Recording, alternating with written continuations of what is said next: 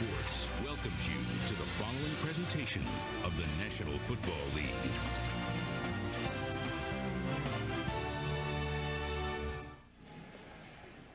Not bad for a December afternoon in the Carolinas. 42 degrees, light wind, and they're talking about maybe some rain later on as the game goes on.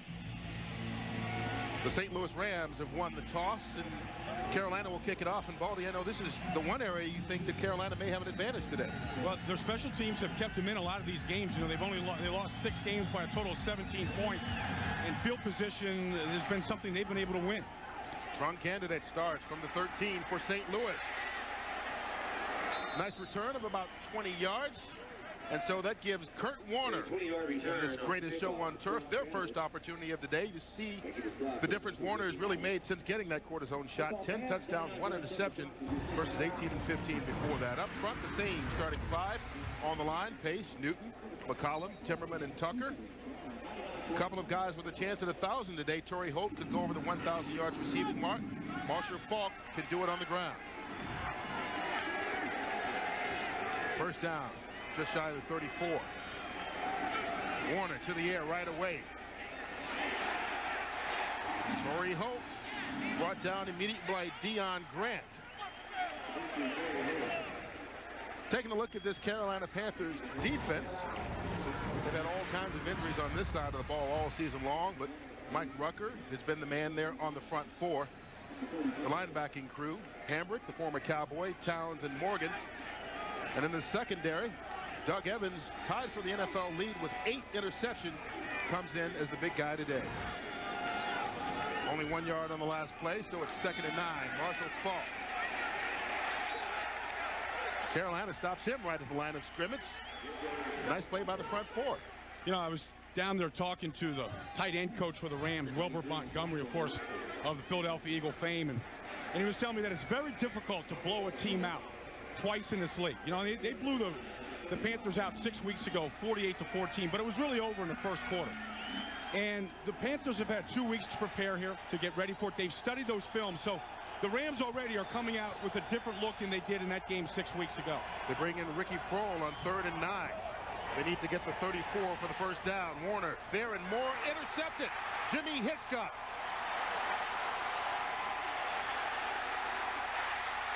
And Hitchcock chased down from behind, brought down, and Curt Warner, the interception bug, which bugged him so much against these Carolina Panthers last year here, takes effect again. Well, really, the last 2 times he's played this team, he's thrown 7 interceptions. Going to take a look at Jimmy Hitchcock here on Torrey Holt. Holt goes up for this ball. He got both hands on it. He tipped the ball, and Hitchcock was able to come down with it.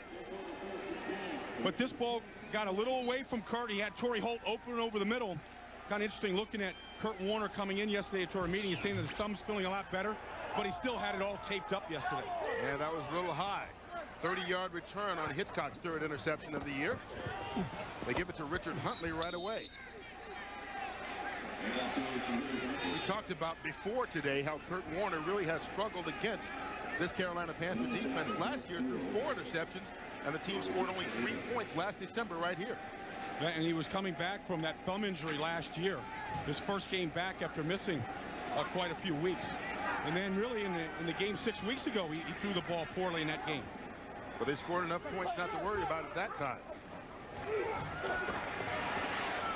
Winky's first pass into the end zone. Touchdown, Carolina Panthers. Isaac Byrd.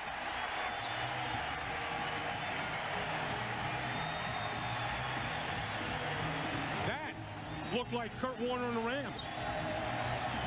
Byrd only in the starting lineup because of the injury to Muhsin Muhammad, who's not even active today. 27 yards on the score. And Chris Winky got great protection, but you know, when you meet Chris Winky for the first time like we did on Friday, he sure doesn't seem like a rookie. Doesn't act like one. Very mature guy. He understands the position. Helps when you're 29 years old. John Casey puts the extra point up. And the Panthers take advantage of the Jimmy Hitchcock interception. 2 plays, 27 yards. Chris Winky to Isaac Byrd, and they lead the Rams 7-0. Fox NFL Sunday is brought to you by Southwest Airlines, proud sponsor of the NFL and official airline of Super Bowl 36. Well, the Carolina Panthers getting exactly what they needed, turning the turnover into points, but that's something they've done a lot of. You see the last 7 takeaways, they scored 5 touchdowns. Been opportunistic when they get the turnovers. John Casey with the short kickoff, once again at the 13. Trung candidate doesn't get nearly as far on the return this time. Let's go back to the touchdown. Well, take a look at Wesley Walls in motion here. He's going to come in the middle and tie up London Fletcher, so when Burt takes the middle, there's nobody in front of him. This is an area of the field against this defense with the safeties playing wide. Here's Fletcher here, covering Wesley Walls. Walls' ability to get down the field, tied up the middle linebacker, and normally that's his area of the field that he helps out with. That's what they do in this cover 2 zone where the 2 safeties play very deep but wide, so the middle of the field is normally open. Isaac Byrd getting his first touchdown catch of the year. The Carolina Panthers told us they want to shock the world today, and right now they take a 7-0 lead to begin doing that as Marshall Faulk gets the carry for 3 yards. Well, that would be a shock to the world. But, you know, the Rams have been in this position before. And they're a very poised team, and they're professional. And when you sit and you talk to Mike Martz, it's almost like you're not talking to a football coach. Yeah. You know, it's like you're talking to a professor that everything has a reason. You know, and there's a reason for everything he does, and it's unconventional in a lot of ways. But this team does not panic. 2nd and 7. Jeff Robinson, the tight end, in motion. And there they go, right back to the air. That's thrown high, incomplete. Intended for Isaac Bruce, but Warner a little bit high here early. Yeah, this looks like the way that Curt struggled last year when he came here, when the Rams only scored 3 points. Of course, it was about 60 degrees colder here. The Arctic winds had blown in, and it was tough to throw it and catch it that day, although the Panthers had pretty good success catching his interceptions. It's going to be another big 3rd down. It was a 3rd down. They had the turnover on the last possession. This time, St. Louis needing the 37 for the 1st down. Warner.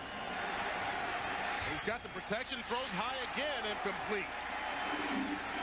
This time Asa Hakeem, the intended receiver, but once again Warner with too much height. Curt, I'm going to tell you, this game is set up for a letdown. They just beat the Falcons, the 49ers, and the Saints on Monday night. 3 huge divisional games. The rivalry in the Saints on Monday night there, big win. It is a natural for a team to kind of let down. They look a little flat here early, and it doesn't take much in this league to go from looking like Super Bowl contenders to being off your mark. John Baker with the punt. That's Steve Smith. We talked about the rookie and how exciting he can be. Oh, he's got a block. Flip. He's got a flag as well. Yeah, this is coming back. Give me a fucking break!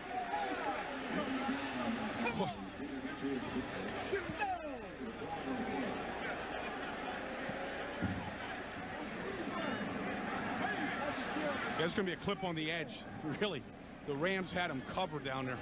Jerry Austin, our referee. Return. Illegal block from behind, number 52 of the receiving team. 10 yards, 1st down. Called on Corey Minor. So the Panthers will take over with their 2nd offensive possession despite the penalty, leading 7-0.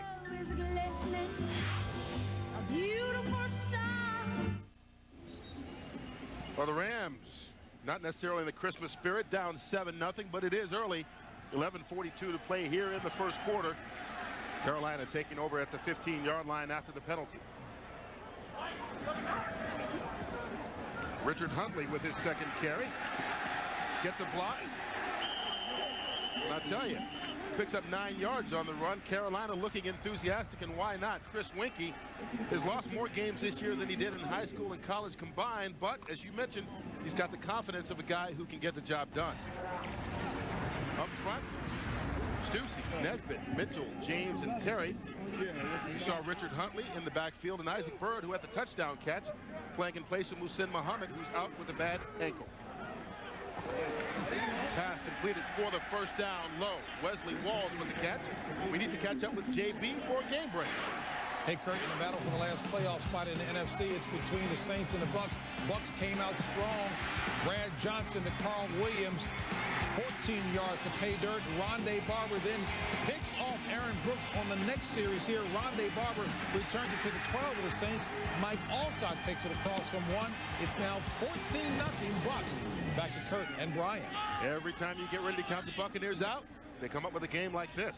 Like an elimination game. The team that loses that will lose all hope for the playoffs. Up top for Wesley Walls, incomplete.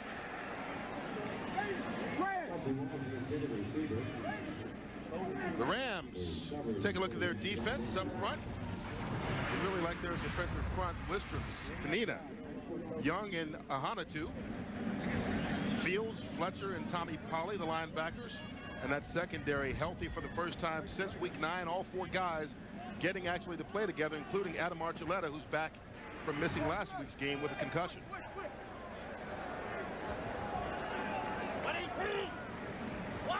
Second down after the incompletion at the 33. Richard Huntley again. Huntley with a pickup of maybe 4 yards on the play. London Fletcher with the stop.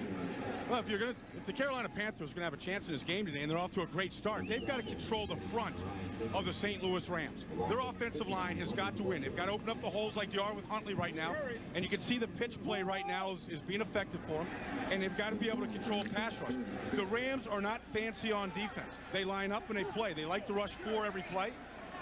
They got to be able to protect Winky, and so far they've done that.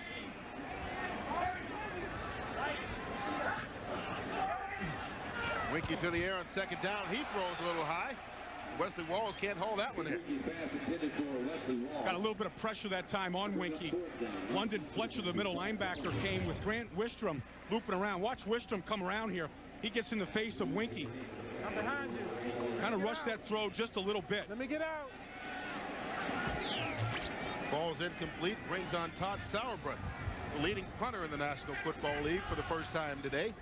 And Oz Hakeem, who can be dangerous himself if he holds on to the football. Let's go, back to take the punt. And that's a booming kick from Sauerbrunn. As a matter of fact, booms too much. All the way into the end zone. 63 yards on the punt.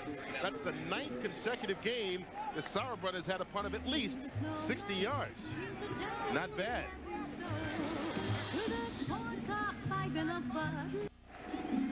And Curt Warner and the Rams off to an ugly start. 2 possessions, 2 3-and-outs, including an interception that wound up turning into Carolina points.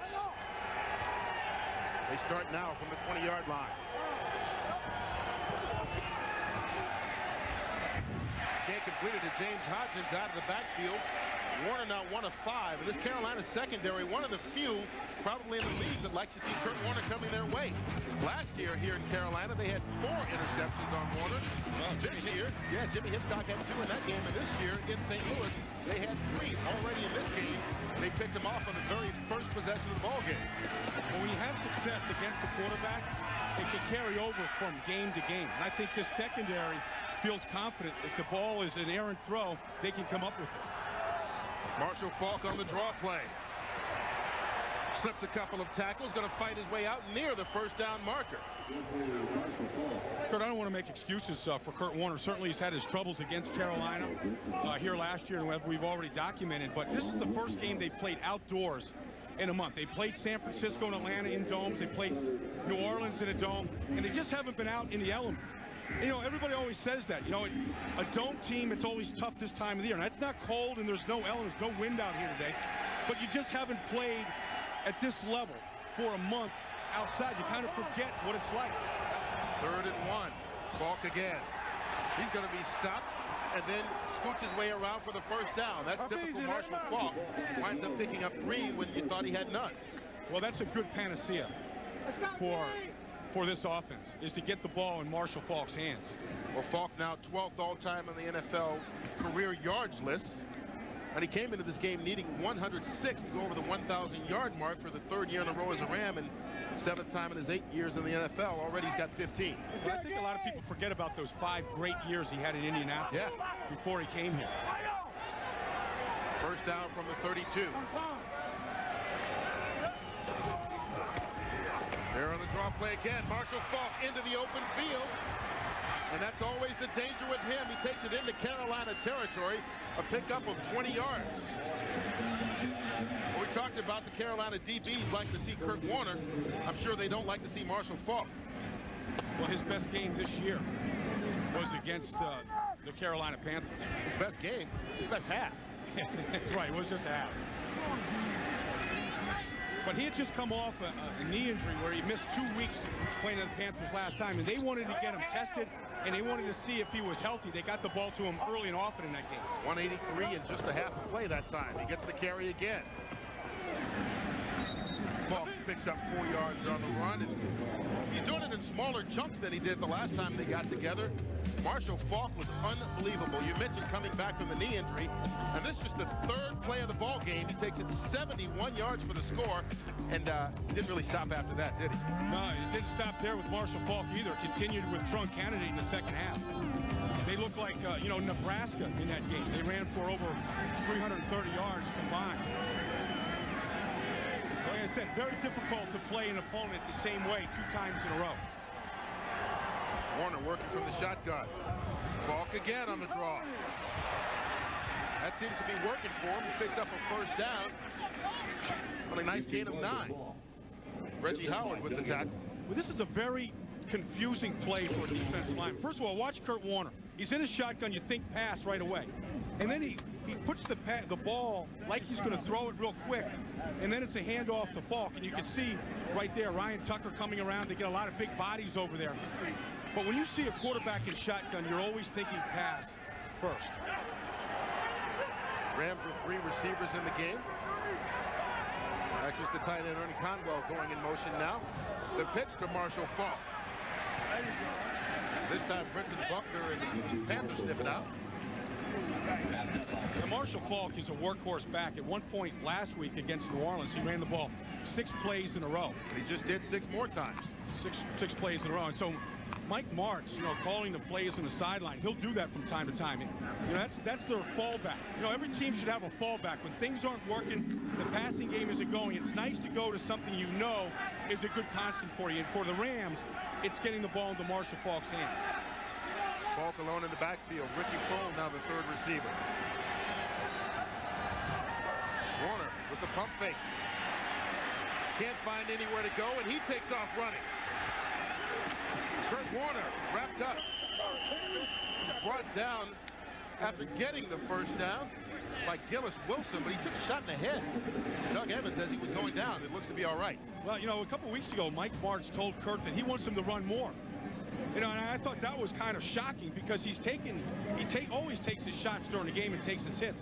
But he thinks he can be an effective outlet when everybody does jump on a passing game and they commit double coverage to all the receivers, that there's going to be lanes open for him to run. 1st and 10 from the 25. Warner to the air. Gets a completion out to Torrey Holt. Warner's pass played to Isaac Bird. Now, this offense and this team is better than they were when they won the Super Bowl. And one way you can know that is to look at the ball distribution. You know, Torrey Holt right now, Isaac Bruce, none of them have 60 catches in this league. And you would think with this offense, as many points they scored, that they'd be up there around 80, 90, around some of the leading receivers. But the fact is, this ball gets distributed to more people now, to the tight ends and to the backs. Empty backfield. Marshall Faulk in the slot to the left. Now in motion. Hand off to Faulk again. Down to the 12-yard line. A pickup of 7. Good enough for the first down. You take a look at this St. Louis Rams team, and the perception is that they score a lot of touchdowns with a lot of big plays, 40 yards, 50 yards, 60 yards. Well, they do, but they also score from inside the red zone once they get in there, unlike a lot of other teams. Well, they've been there more than any other team in the league, and they've scored more touchdowns than any other team in the league in this area. But they like to run the football right here. Carolina right here is playing 4 deep across the secondary. And it's very difficult to find openings in the end zone. This is where they really like to run the football. This is the 11th play of the drive. Faulk alone in the backfield. He gets the handoff. Marshall Faulk breaks through a hole. Finally brought down by Deion Grant, but only after he picked up 5 more. On the carry, Marshall Faulk. Well, Faulk has kind of been the workhorse on this drive. Yeah, well, they get Jeff Robinson, the tight end, coming in on a wham block here, and then run right behind the left guard, Tom Newton. And you see the toughness of Marshall Faulk, and that's why I refuse to ever buy into the fact that this is a finesse football team, because he can deliver a pounding and punishment as much as any back in football. 2nd and 4. The pitch to Faulk. Marshall Faulk can't find enough blocking. Picks up only 1 yard on the play, but that's the 9th carry he's had in the 12 plays on this drive. Well, you see, they're running the football because Carolina's coverage is dictating it. You're going to see James Hopkins, the fullback at wide receiver, come in on this crack block right here on Darren Hambrick. Just trying to get Faulk the ball in space out there on the corner.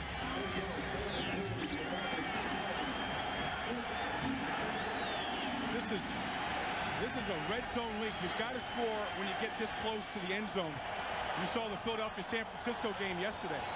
They couldn't score touchdowns when they got this close. 3rd and 3.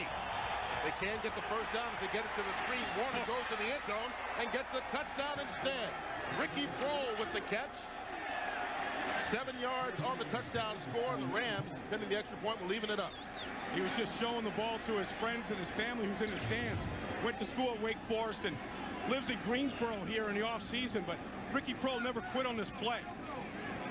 He's been the go-to receiver the last 3 weeks, averaging over 20 yards a catch on 10 catches.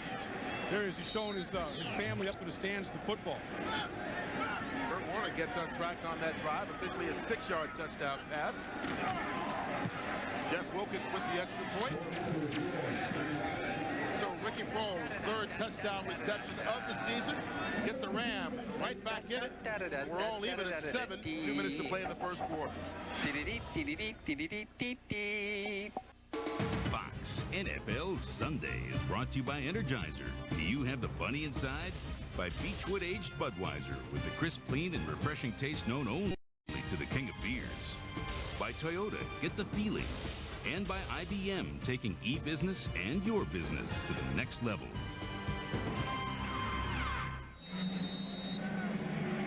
Rams with another long drive. As far as time, that's the 3rd longest drive they've had all season.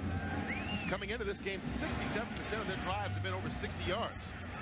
They score quick and they score long. Steve Smith takes the kickoff. Fights his way out to the 36-yard line. Nick Sorensen brings him down after the 25-yard return. Ricky Prohl getting the Rams on the board. His 40th career touchdown. We're all even at 7 late in the first. Well, no Olympics going on here in Charlotte, but the dream team is on the bench for the St. Louis Rams, at least. Well, that's the wide receiver dream team. I mean, talking to Ricky Prohl yesterday, he said it's a wide receiver dream to play in this offense. And the thing he's most impressed about, he said, is how smart his teammates are and how hard they study, and it shows on Sundays. First down from the 36 for Winkie. Right over the middle, the tight end Wesley Walls, and Walls with an 11-yard pickup and the first down for Carolina. Watch Curt Warner in the pocket here. And for all young quarterbacks, watch how Curt has an economy of movement with his feet. There's pressure coming in from Chris Slade on the outside. Just calmly steps up, doesn't move a lot. That's not his game. Here he is. And when you're calm like this and your feet in the ground, you can scan the field a lot better and find an open Ricky Prohl in the back of the end zone. Prohl was wide open on that one. First down. Winkie going up top. That's Steve Smith, the rookie, makes the catch. Couldn't keep his feet, but he falls down deep into St. Louis territory at the 22. And an exciting football player. That's only his 11th offensive touch all year. Here he is in motion working on Dexter McLeon. But you see the speed. Adam Archuleta, who it's his first game back after a couple of concussions, makes a bad play on the ball while it's in the air. 33 yards on the reception by Smith.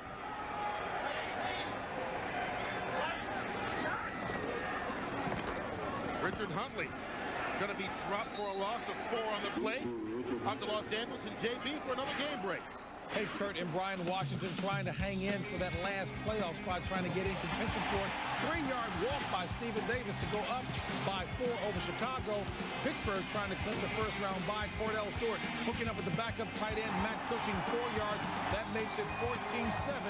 Pittsburgh, that in the first. Back to Curt and Brian. All right, JB, it's fun this time of year watching the game outside the game and how everything affects the playoff picture. Winky rolling out, almost picked off.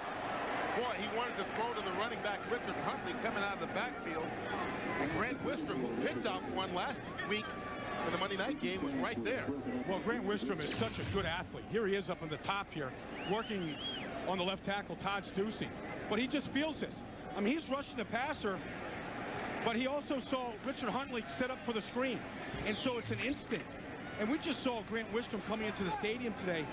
And I remember when he came out of Nebraska as a first-round pick, they said he was too skinny and undersized. He's grown into a mountain of a man. Carolina needing the 11 to keep the drive going. Won't get it this way. Sacked and lost the football. Adam Archuleta was the guy who got there to knock the ball out. Carolina, luckily for them, recovers the football. Jamar Nesbitt falls on it on the final play of the first quarter. Carolina hanging in there, and the way Winky took a shot here, they're hanging tough. End of the first quarter, we're all tied at 7.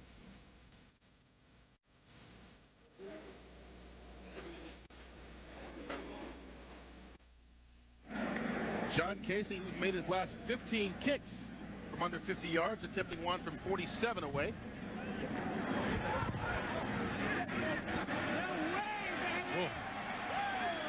Well, as soon as you mentioned it, yep. He had made his last 15 before that kick. So Carolina fails to put points on the board, and we're still tied at 7. So delightful, since we've no place to go. Let it snow, let it... Fox NFL Sunday is brought to you by Miller High Life. To live simply, proudly, boldly, manly. This is the High Life. By Visa, it's everywhere NFL fans want to be. By Volkswagen, on the road of life, there are passengers and there are drivers. And by UPS, the official delivery company of football fans everywhere. Oh, the Carolina Panthers right in there. Unfortunately for them, John Casey missed the field goal, and when you face an offense like the Rams, you can't afford not to put points on the board every chance you get. No, the Rams are going to score points, and you got to match them. When you get an opportunity like that, that hurts, and it deflates you. St. Louis takes over at the 38. There's Marshall Faulk again. He's wrapped up in the backfield. Dan Morgan, their first-round pick out of Miami. Well, we mentioned the 3 rookies at the Open today. You know, Chris Winky and Steve Smith. They both have made big plays. The third member here is Dan Morgan, right in the middle. I mean, he's reading defenses so much better now than he was early in the season. And he's coming back. His ankle, he said he doesn't feel the pain anymore that he did. He came back too soon from a broken leg, broken tibia bone, to try and play against the Miami Dolphins, where he went to school and all of his buddies were there, and he came back a week too soon and missed a week after that. He's playing well now, 2nd and 9. Warner has the time, but runs out. Going to be brought down for the sack. Chris Jenkins, the first guy to get to it. Well, the Panthers, who came in with the 31st ranked defense in the league, just got a sack from the young rookie, another rookie, Chris Jenkins. And that's what we're mentioning about here with Carolina, is how many young players they have and how many they're depending upon. Well, Jenkins taken in the 2nd round. Morgan in the 1st round. I was talking to Jenkins before the game, and you know, they had the bye week last week. He had 3 days off. He said he went home to Detroit. He said he slept. He slept for 3 days. That body a little tired right now. Rams have to get it to the 48 for the first down. Warner there and more. Ernie Conwell to the 47 of Carolina. Good enough for a pickup of 17. Well, any receiver on this team is capable of being a big player. Ernie Conwell is going to be here. He's just going to run this corner route. Carolina playing a zone here. Deion Grant. I mean, that's a throw from Curt Warner that a lot of guys in this league have a hard time making, where it almost has the ability to drop in between a zone, like it's a missile, and you have control of it, and the ball somehow, the bottom of it just falls out. draw play. Marshall Faulk bobbled up. Picks up 2 yards on the play, but what is impressive so far from Carolina's standpoint, that 17-yard pass, thus far the biggest play of the day for the St. Louis offense. Well, just talking with the Panthers this week, they thought they had to defend deep first and then shallow. So they haven't given up anything deep right now. You're going to see here in this play, you're going to see a deep shell, like an umbrella, and nothing's going to get behind Mike Minter, the safety, or Deion Grant, who's back there now. You see right here, nothing's going to get behind these guys. So they're going to defend everything in front of them. They've done a good job of it so far. The pitch to Faulk on 2nd down. Found a hole for a bit, but ran into his own guy, Ricky Kroll. Picked up 3 yards on the play. One way, on tape and on film, when you watch both these teams, the one thing that jumps out of you is how much faster at almost every position the Rams are. And today, you don't see that disparity. And part of it is I think the Rams are taking the Panthers lightly in their preparation. Does grass even it out? Well, I think the grass evens it out. Being outside, Mike Martz gave his team off Tuesday and Wednesday after the Monday night game, so the preparation wasn't a full week like you would normally have. And I think the Panthers have nothing to lose. Rams have to cross the 37 for the first down, and they do. Down to the 35, Hakeem with the catch and the first down. One thing I like about the Rams, though, when they make big plays like that 3rd down conversion, is there's no taunting or celebration. I mean, these guys, Curt Warner told us yesterday that he's not getting excited about any of this right now, that the bar is so high in St. Louis that nothing short of a Super Bowl title is going to get them excited. Yeah, they don't care about home field. I mean, they want home field, but that's not what's driving them right now, or first place or all this. It's all about the end prize, which is the Super Bowl. Marshall Faulk dances his way for a pickup of 3, maybe 4 in the play. Just watching Marshall Faulk getting a lot of carries here early in this game. And one thing about the running game, everybody says, the running game, you got to be tough and you got to have balance and all that. The thing that the running game, the reason why it's hard is because it's hard to practice. At this time of the year, you got to go outside and you got to pad up your hands and put the pads on, and you got to go out there, and it's hard during the week, but the payoff is on Sundays. And that's why teams, I think, that get to the playoffs are good running football teams. They paid the price during the week. Well, Dan Morgan kind of making Marshall Faulk pay the price. Brings him down for a 2-yard loss. We need to check in with JB for another game break. Hey, Curt, and the Bears are continuing to do their part, looking for a first-round bye, battling against the Redskins. Take a look at Leon Johnson following his blocking very nicely. He takes it 32 yards to pay dirt, and the Bears are back in front in the second. 10-7, back to Curt and Brian. Yeah, what a great pickup Leon Johnson was. He was out of football to start the season. If it weren't for Garrison Hurst, he might be the comeback player of the year. Good point. He's helped out the Bears a bunch, especially in that short yardage and goal line package. Rams needing him 25. Hakeem not going to get there. Going to be stopped a couple yards short. Deion Grant with the first down saving tackle. I tell you, they're getting to Curt Warner now. Yeah, they are. They're putting the heat on him. Yeah, watch Curt Warner here. I mean, he's backing up. He knows the hit's coming. He's picking out a couple of dirt clods out of the helmet after that hit. A couple divots stuck in the side of his the helmet. Jeff Wilkins on for the 45-yard field goal attempt.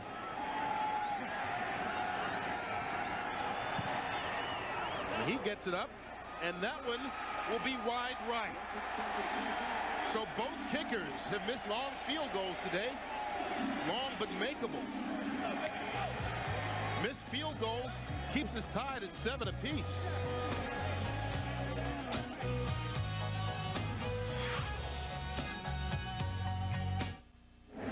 Next week is another full day of NFL action, beginning with the undisputed pregame show champion, Fox NFL Sunday.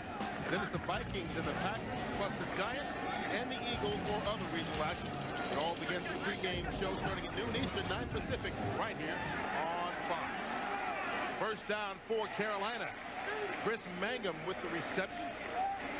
Short pickup of only 1 yard on the play. And as we get to this time of year, we get to talk about playoff picture, and here's what it looks like in the NFC. Rams, Bears already clinched the playoff berth. They lead their divisions as well, just like the Eagles, but the Eagles lost yesterday, and so they still have to have one more win before they can clinch the NFC East. Tampa Bay trying to stay in there right now on top of New Orleans early in that football game. Winky loses his footing but regains it. Finds a receiver. Donald Hayes with the catch on the sideline. All the way to the St. Louis 45-yard line. Give him 19.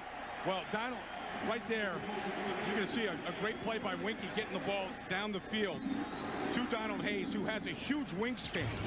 But watch Winky in the pocket now. I said that the Panthers had to control the front four of the Rams, and they do. But no panic, a little bit like Curt Warner-like. And then watch the reach here of Donald Hayes, who's about 6'5", but the arms and the reach of about a man 6'8". First down at the 45, Richard Huntley. Well, he's going nowhere. Adam Archuleta, one of the first rounders for the Rams, with a stop. Going to drop him for a loss. You know, the Rams, they don't want to blitz. They really have a very simple defense. It's a simplistic design. And we talked with Lovie Smith, the new defensive coordinator, yesterday. And he said he allows his defensive line to work the offensive line. They don't rely on gimmicks. They're not a big blitz team, a zone blitz team. They allow their front four to set up the offensive linemen and over the course of a game, find a way to beat them. Tight end Chris Mangum goes in motion. Winky throws high, incomplete, intended for Isaac Byrd, and here comes flags all over the place. Dexter McLean was in on the coverage. We'll see if the penalty is against him. We got a couple of flags still thrown in the secondary. 21 defense, automatic first down. And it is going to be called on Dexter McLean. Yeah, Dexter McLean playing the right cornerback here. Played safety last week in a pinch because of the injuries that the Rams had. Wow. That's a good acting job by Isaac Byrd. Because, I mean, you can at least put your hands on a guy. I mean, I don't think he really shoved him by any means. Well, there's a little shove, but that ball was thrown high. I think Byrd knew he wasn't going to catch it, but he drew the penalty. First down from the 38, the end around to Steve Smith. They're trying to use the rookie speed. They get penalty flags on the play as well. So they should try to find more ways to get him the football. I think this is going to be a penalty against Carolina on the outside. Yeah, but maybe coming back. But, you know, if you're a good returner in a kicking game, in a punt returner or a kick returner, you're a good football player. You understand how to protect the football. You know how to beat a man. You're tough. You take great shots. So, you're a tough guy. And that's what Steve Smith is. He's a good football player. Illegal block from behind, 34. 10 yards, repeat first down. And that called on Richard Huntley, negating the little action that Steve Smith did see. Here's the speed of the St. Louis Rams here. Okay, you get pressure right there from Tyoka Jackson, but watch how many, yellow and gold pants get there to the football. There it is. Richard Huntley pushing on Aeneas Williams. The problem wasn't so much the pants they got there, it was the bodies in them that stopped him. We talked about the simplistic scheme of Lovie Smith. It's the players in the scheme. That's why they're able to keep it so simple. They've got great talent at almost every position. Just trying to figure out the spot of the ball, the officials are. Back it up to the 48-yard line, so it'll be 1st and 20 from there. Watch the Rams here. Watch how they all get set. I mean, they're lined up here, man-to-man, 2 deep safeties. Everybody's lined up at the snap. Wesley Walls just finds a pocket, picks up 13 yards on the play.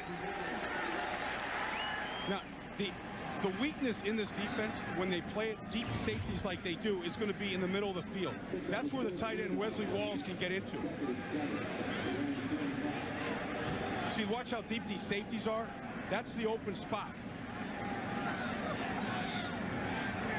As soon as he catches it, though, you see 5 guys wrapping him up. Winky, and that one almost intercepted. Martin Field just got his body all kind of twisted, couldn't haul it in, but that ball thrown right to it. Well, Chris is an improving quarterback, and he's getting better. He's a studier of the game. He takes notes. He's professional. He shows up early, watches a lot of tape, but this one was just a bad throw. And he knew it right away. You can almost see his body language. He kind of looked down like, oh boy, I got away with one. I mean, he was looking at Wesley Walls the whole way, and when you're playing a zone like the Rams are, you're looking right at his eyes and reading his eyes. Rams showing blitz. They back off. Carolina needs the 28. Patrick Zephyrs, his first catch, and he gets the first down. A gain of 10 yards on the play. Tommy Colley with the stop. Oh, and the road back to recovery sometimes is a long road from Patrick Jeffers. A guy that had a huge season 2 years ago with Steve Berline when he had 12 touchdown catches, but he's had a couple of knee operations, and his speed is fine. It's the ability to break down and come out of a break that he doesn't have the quickness and the speed that he once had. But he's a big body and a big target, and they haven't given up on him yet. Missed all of last year in the first 6 games this season recovery. That's just his 4th catch of the year. Richard Huntley fights his way for a pickup of 2. So far, if you look at these 2 quarterbacks, they each have a touchdown pass, but at least statistically, Chris Winkie is outplaying Curt Warner. And that's a surprise. I mean, let's face it, you come in here thinking Warner, and now you're talking about Chris Winkie, but you know, the fact is that Curt Warner, I think he was taking the Panthers lightly, and almost that's sort of their mentality, is that they said, look, we know the talent, and we've got more talent than them. We should be better. And I kind of like that about the Rams, that they're not cocky or arrogant. They don't have to sugarcoat things to get ready for a football game. But you can see the difference this game makes as opposed to the first meeting. Winkie over the middle, and that one almost picked off. Dexter McCleon had to go right through his hands as he was covering Isaac Byrd. Well, he's gotten away with a couple, and sometimes it does take luck. Well, he's working on Isaac Byrd against Dexter McCleon here. He's going to run like a skinny post, a little out move, threw the ball behind him. You know, and the one area of Winkie's game that has to improve is just his accuracy, because you know, all Panther fans were spoiled by what Steve Berline did here for 2.5 years.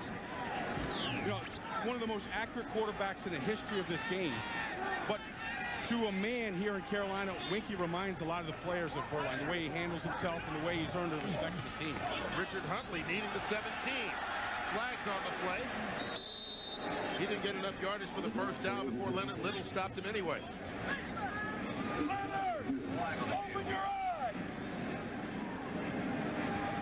I don't think they're whispering sweet nothings. I heard somebody screaming face mask. Somebody had opened their eyes down there. Everybody's trying to influence Cherry Austin with the call.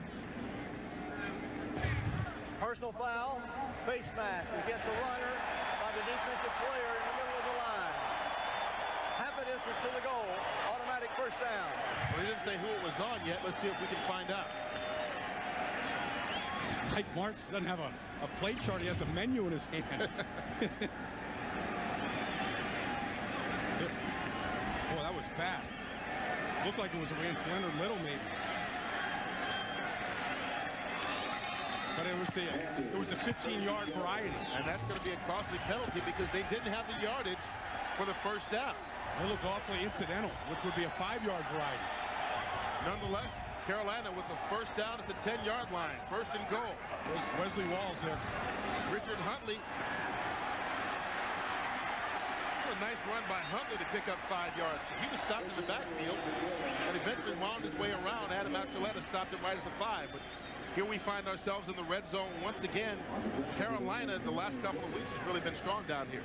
Well, this what got him down there was the face mask penalty. You see right there, the Ram player. I mean, that was Leonard Little. Well, the umpire making the tackle. Jim Duke, the umpire, is kind of in the way. You can't see if he grabbed a hold of it or if he just brushed across it. Yeah, but if he was really flagrant with it, he would have jerked his head, and that didn't happen. Second and goal from the 5. Here comes the blitz. They take advantage of it, but can't complete the pass to Brad Hoover. Well, Winkie made the right read, just couldn't drop it in. Well, he did, Curt. You know, right now the Panthers, they've already missed a field goal in this game. You know, they are controlling this football game at this point. They're keeping it away from the Rams. You see, you know, Winkie has played well. He's got a little smile on his face. There's a comfort level. Well, you talked about the difference in the young quarterback versus the veteran Warner and how Warner has the ability to just drop it in there. That is the kind of pass Winkie needed right there. Yeah, and I think he's got all the throws, but, you know, the more he plays, the more reps he gets. You know, he's also playing with a very sore shoulder, a game that he actually missed against the Rams the first time they played. Carolina going to call its first time out of the game. While they take one, we will too. We're still even at 7, 4.5 to play here in the first half.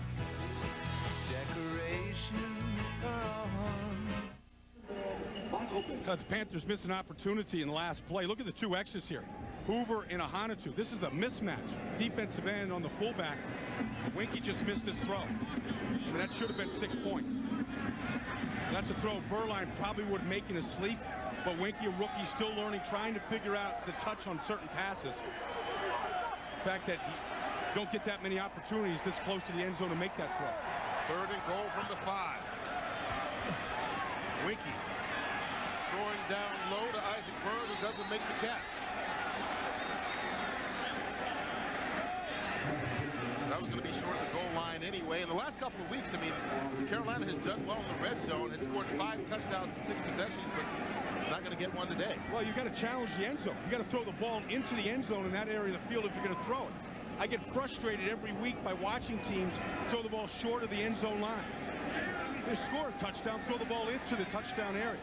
John Casey, who missed from 47 yards away on his last kick, this time from 23 out. A bit more accurate. Casey with the field goal gives Carolina the lead. 10-7.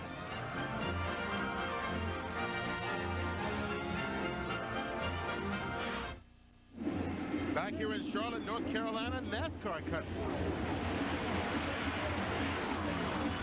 Reminds me that returning in February 2000, it's NASCAR on Fox in the first race, not too far from here, right up in Rockingham up the road.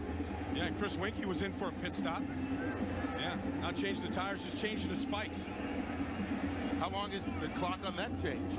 Well, I tell you what, I mean, Winky just did a great job of executing a drive. 13 plays in that drive, 60 yards, ate up over 6 minutes of clock, and that's 6 minutes where Curt Warner and, you know, this high-flying act of theirs wasn't on the field.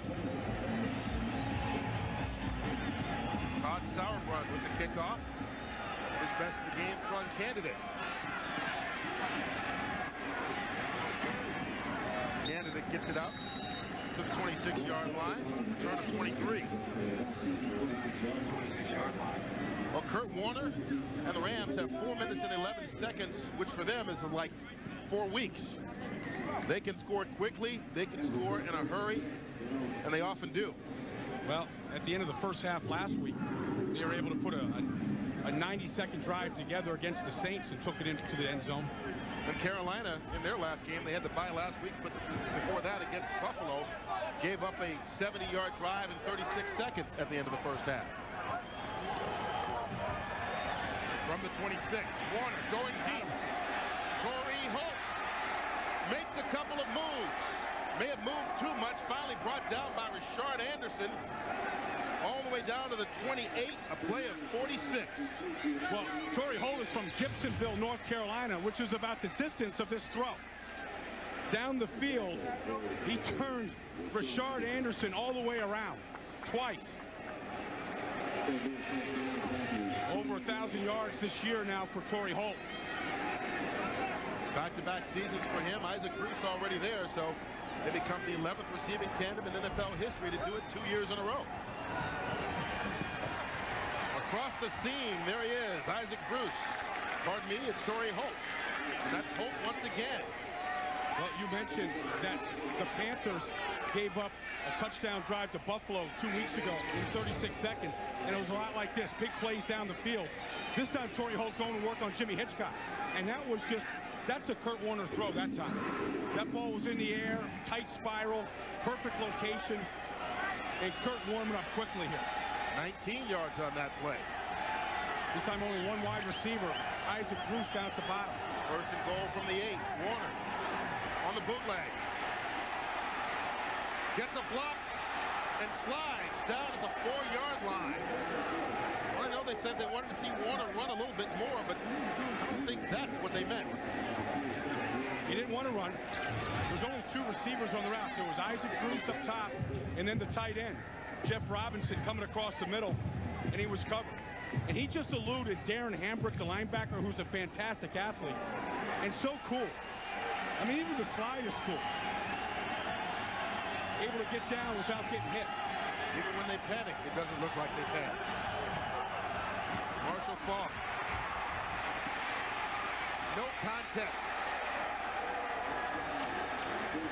Well, It was a heck of a run by Falk because he was judging whether he could get to the pylon in the end zone with pure speed.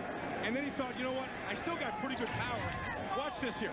He's got Doug Evans on the outside he's going to be one-on-one with. And he thinks he can get to the pylon, but he goes, I don't know if I can win this race. I'll just run him over. And that's the dual threat of Marshall Falk, the speed out run and then the power to run you over. Wilkins for the extra point.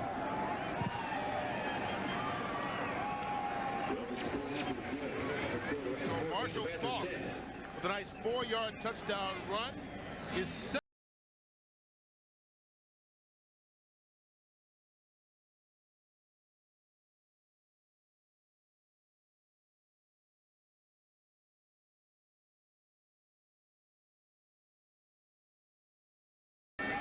We talked about how quickly the Rams can score. We said it right at the start of the drive. It took them 2 minutes, 11 seconds to drive 74 yards. I think Marshall Falk barely broke a sweat on those 4 plays. Barely out of breath. I think he's drinking the Gatorade just for fun, not because he needs it. Look at how calm those 2 guys are on the sideline. I mean, civil conversations. I mean, it's so civil. You know, nobody gets too emotional over there. Even though that they haven't played well in the first half, they just took control of this football game in 2 minutes. Well, they play like they're in control at all times. When you meet with them in the meetings, when you see them on the field, this is a team that just has a calm about it. Well, I think, you know, it starts with their talent level of what they have, and they know that they're good. But I think they also know they're good, and they work hard as well. It's a good combination. Booming kick by Jeff Wilkins to the back of the end zone, taken for a touchback. 2-minute warning here in Carolina. The Panthers hanging in there, but the Rams lead it.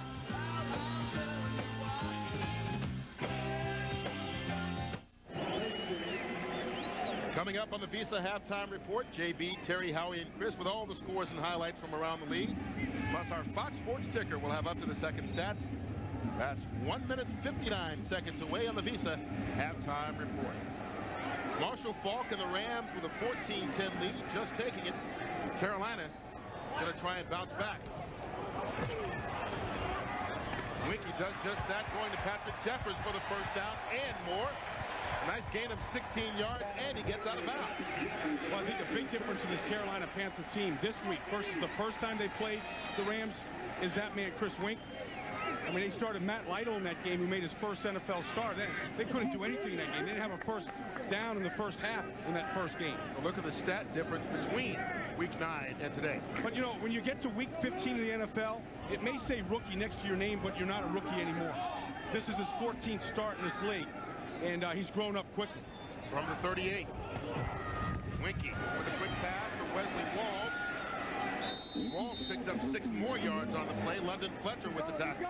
Watch Winky take control of this offense here. You know, he too is a very poised guy. You know, you see it in the meetings when you talk to him. But he's got the offense set right now, working the 2-minute drill.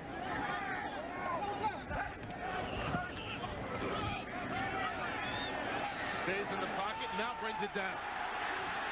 Look at the running room he's got. Chris Winky with the carry and steps out of bounds.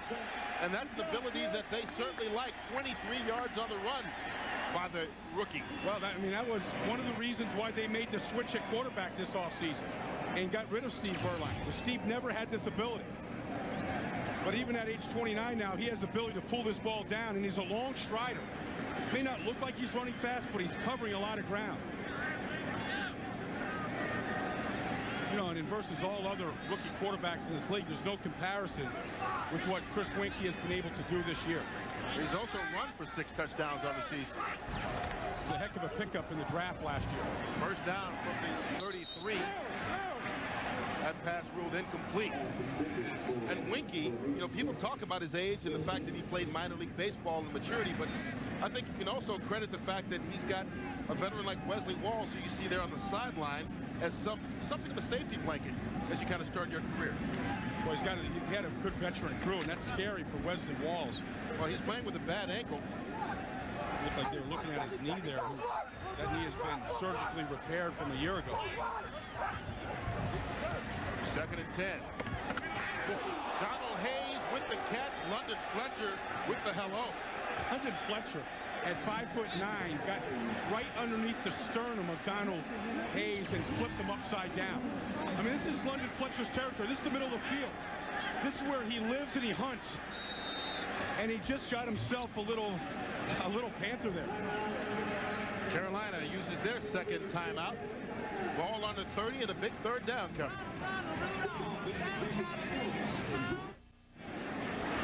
Well, you talk about your Christmas greetings. How's this for the Sunday before Christmas?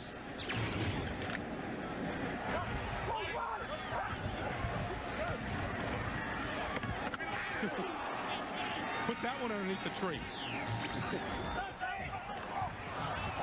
Winky through the hands of Patrick Jeffers. And he threw a good ball to Jeffers, too.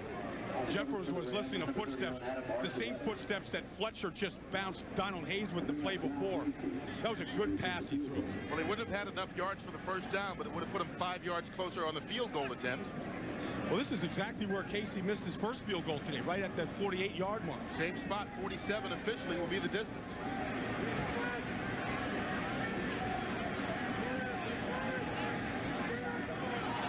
High snap.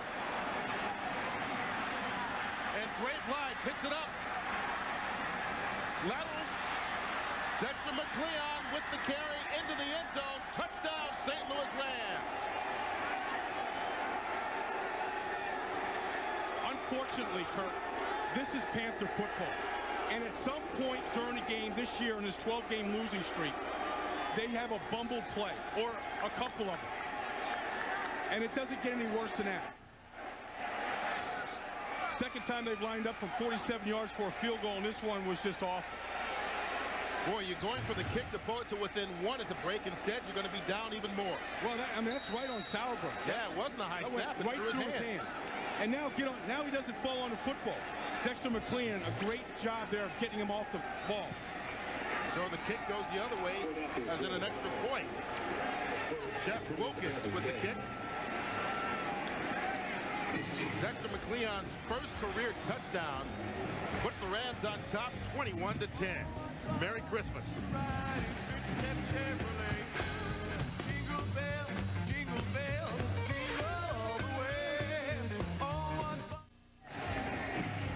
How quickly it turns around. The Rams take one possession, 4 plays, 74 yards in 2 minutes, and then a botched field goal attempt and put it in the end zone. And all of a sudden, they go from being 10-7 down with 4 minutes to play in this half to up 21-10. Well, they had control of this football game, but this is what's happened to the Panthers. That's why they've lost 12 in a row. It's not always the talent, but it's what they do during the game. George Seifert said, we have no knockout punch. Heck, they knocked themselves out. That's their knockout punch. It happens to them. Jeff Wilkins kicks it off to Steve Smith at the 5.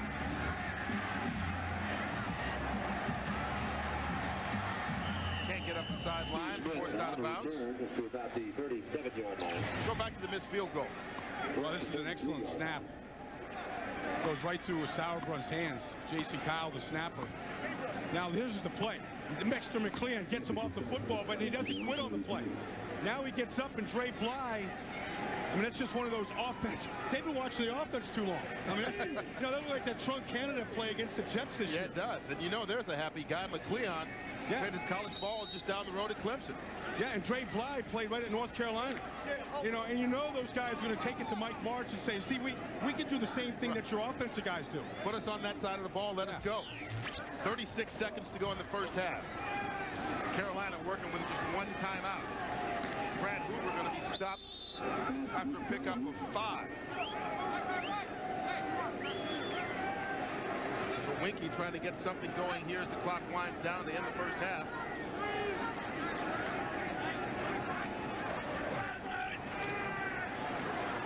Going up top, Donald Hayes. And Donald Hayes with the catch. They spotted at the 11-yard line and a big play of 49 yards. They ran a double move on Dre Bly. That means he ran like, looked like it was going to be an out. Watch him here. He takes it out and then up. And he ran away from the safety, and here's the stride, and the beautiful stride of Donald Hayes getting behind Dre Bly. And for Chris Winky, that's a beautiful throw.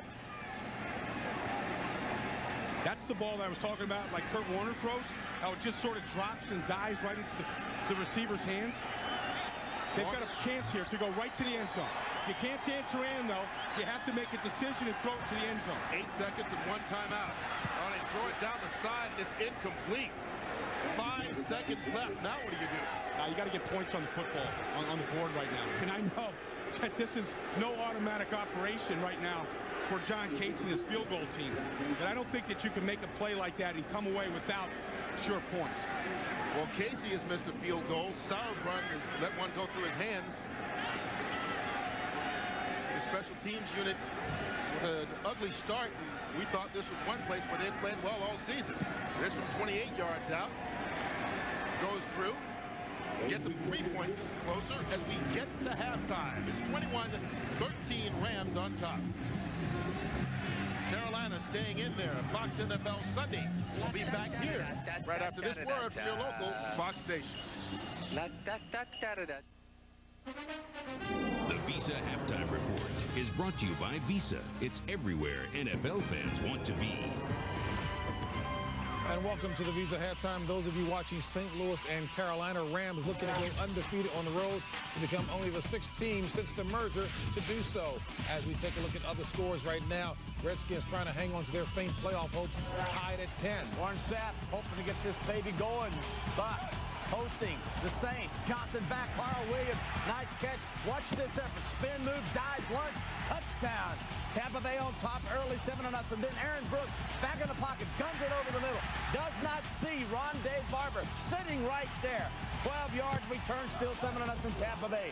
And then Mike Hofstein tucked inside, pulls his way in from 1 yard out. 14-0 Tampa Bay. Johnson back, play action. Drops this one off. Watch the effort by Ward Johnson. Did he go down? No, sir. Up, finish. In. This Florida State Seminole scores 27, now 30-0. Bucks all over the Saints. Hello, somebody, wake up, New Orleans. All right, Steelers looking to clinch the first-round bye ahead in that contest as well. Seahawks, boy, the Giants are trailing by 3, and that one to the Seattle Seahawks, who are mathematically still in it. If the Vikings lose, the Vikings will be eliminated. Jaguars already out. Bills and the Falcons, a 1-point game there. Bills already out of contention as well. Chargers and Chiefs, nothing happening there, all knotted at 7. Ravens and the Bengals, Colts make it 13-0 over the Bengals, and we will have more coming your way as the Visa Halftime continues right after this.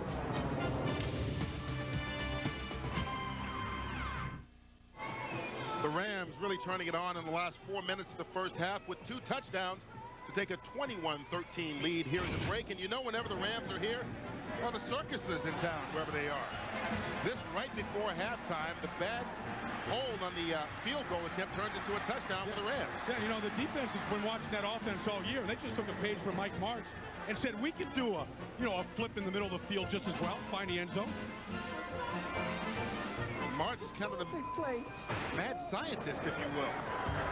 Well, here's a couple of plays. This was Hakeem earlier this year against the Saints, getting on the board with Isaac Bruce, and then the Academy Award acting job by Curt Warner against San Francisco a couple of weeks ago. That was a short yardage play. Marshall Polk got the first down. It's good. Whatever's in those tubes is working out the way the Rams wanted to. They lead 21-13. We'll be back for the second half kickoff after this word from your local Fox station.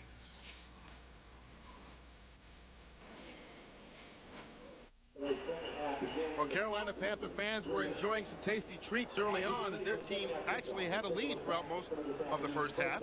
But right now it's 21-13 at halftime, and as we take a look at the stats, you can see that really Carolina has had everything up until those last couple seconds go into their favor. Yeah, they've really controlled the Rams' defensive front. And for the Rams coming in with the second-ranked defense in this league, they haven't performed like it. They haven't put pressure on Winky right now.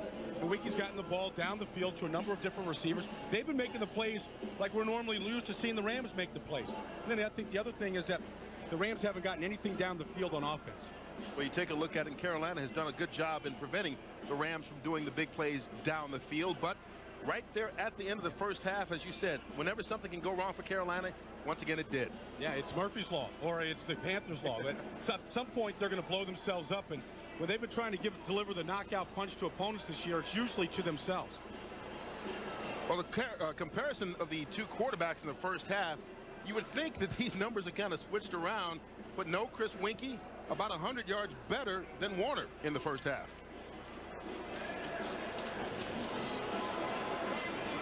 Well, this game began with an interception on the first possession by Carolina, and Chris Winkie turned it right around into a touchdown pass to Isaac Byrd, and that put Carolina up 7-0.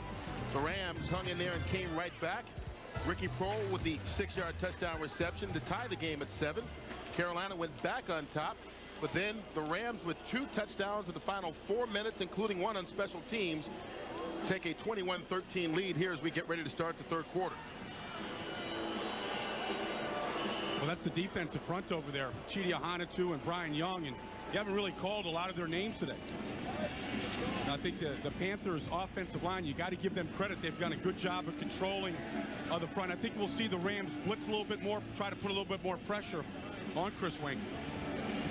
Well, besides the score, the bad news for the first half for Carolina, probably the fact that we saw Wesley Walls get carted off in the first half. He was injured on that big 23-yard run by Winkie. Was still waiting for an official report, but as he took off, he waved to the crowd as he was leaving, and he's been quoted as saying earlier this season he thinks that this may be his last year with the Carolina Panthers. Yeah, he's coming off an anterior cruciate ligament injury of a year ago, and that's the knee that he injured here today.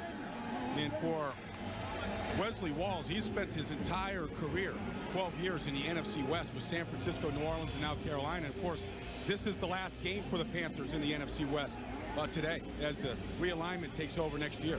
And the Panthers will move to the NFC South next year. Rams will be in a realigned NFC West. Yeah, they join Seattle. Seattle and Arizona will be out there next year. They don't have to make these trips across the country.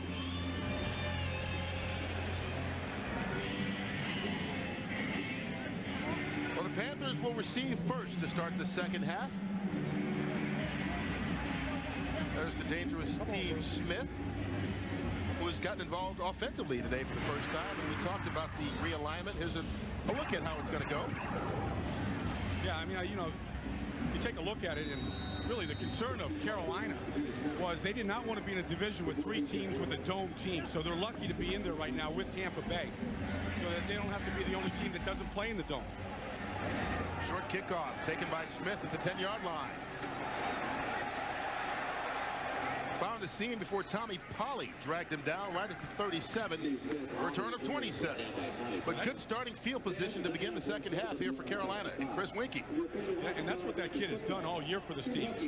He's given the offense good starting field position. In fact, 2 weeks ago against Buffalo, I've never seen a team try to kick away from a guy the way Buffalo did to Steve Smith that they did in that game. And they kept shaking punts and squibbing kicks, and Carolina had good field position all day.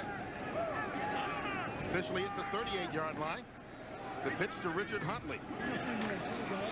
Huntley fights his way for 4 yards. Don Davis, Jeff Scanina with the tackle. Carolina coming into this game, a struggling offense. Last in the league in total yards, last in the league in rushing yards. But you see they're just a yard shy of their per-game average. Yeah, and they're doing it without their best player, Hussein Muhammad. And now Wesley Walls out here for the rest of the game. So they're playing with backup guys, but I think the bye week helped them. It freshened them up, not just physically, but mentally as well. Here comes the blitz. Don Davis, who came on the blitz, makes the tackle of Richard Huntley. We talked about Wesley Walls. Officially, he's been listed with a left knee sprain and will not return to the game today. We mentioned we don't know whether he'll return to this Carolina lineup ever again, or he thinks he might not, even though he's got 3 years left in his contract. But this guy, Chris Mangum, has taken over, and Mangum has really played well in spots this year. Well, he's almost a clone of Wesley. He went to Mississippi, just like Wesley Walls did. Got the same accent, same country boy demeanor. You know, he just has to learn to run the routes the way Wesley Walls does. Good size and good hands. Panthers need the 48-yard line, but they're not going to get there. Intended for Donald Hayes, incomplete. And that's one of the few times today that we've seen Chris Winkie have to push himself up off the ground. That time Leonard Little got there with an outside rush. That's their first 3 and out of the day as well.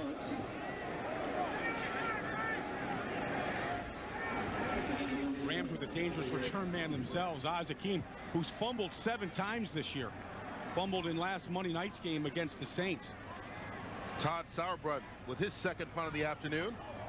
Boom, the first one more than 60 yards, and this one, wow, seems to be following in that path into the end zone. And the only thing that's going to prevent the distance this time is where it was on the field. 56 yards officially on that punt by Sauerbrunn.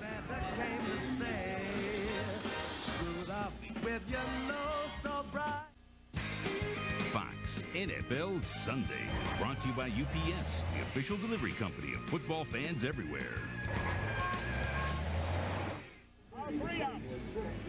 Back in Carolina, early on in the third quarter, Rams on top, 21-13, their first possession here of the second half.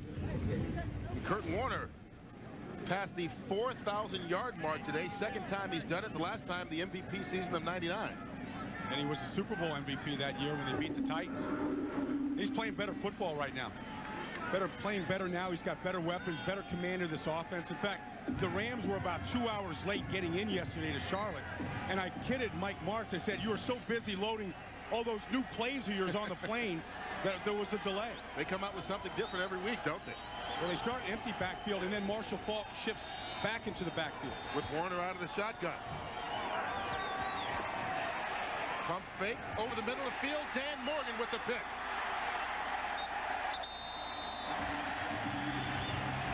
Well, they started the first half with an interception on the first drive. The second half begins the same way. First interception of Dan Morgan's career. Here he is in the middle. He's just going to get into a drop. He's looking at Curt Warner all the way. That was just a horrible throw by Curt. He had protection. He had time. You look at the feet here of Curt Warner. I mean, he gets set. He steps up. Doesn't even feel the pressure. Looks like he didn't see Morgan. Carolina starts from the 24. Richard Huntley down the sideline. Inside the 10-yard line. Finally popped out of bounds by Kim Herring. But only after he picked up 11 on a first down. Yeah, and they're running behind the left tackle, Todd Stussy, who was brought in here during the free agent period and really solidified that position on this offensive line. See Todd Stussy on the outside here, pulling around. He gets the key block on London Fletcher on that flip crack. And I tell you, if I'm a defensive end and I get cracked in this league, I'm turning around and grabbing the face mask of the linebacker that didn't tell me he's coming. Because that's just bad communication. From the 13, Winky. Whoa, man, he almost got picked off. Almost threw it right back, didn't he? They threw it right to Aeneas Williams, and somebody needs to tell him Aeneas plays for the other team. I think he knows that, but he was throwing it to Casey Crawford, who's in there right now because of the injury to Wesley Walls. See, that's a 2 tight end set, 84 and 86. They run the routes different than Wesley Walls do. After the incompletion, second down at the 13. They struggled in the red zone today. Little sidearm, and Richard Huntley gets popped after not catching the football. Well, the Rams are hitting all of a sudden, hitting hard. Well, you know, we talked about how this is a red zone league, and you can't give up points when you get to this close to the field, into the end zone. But you've got to throw the ball. You've got to challenge the end zone.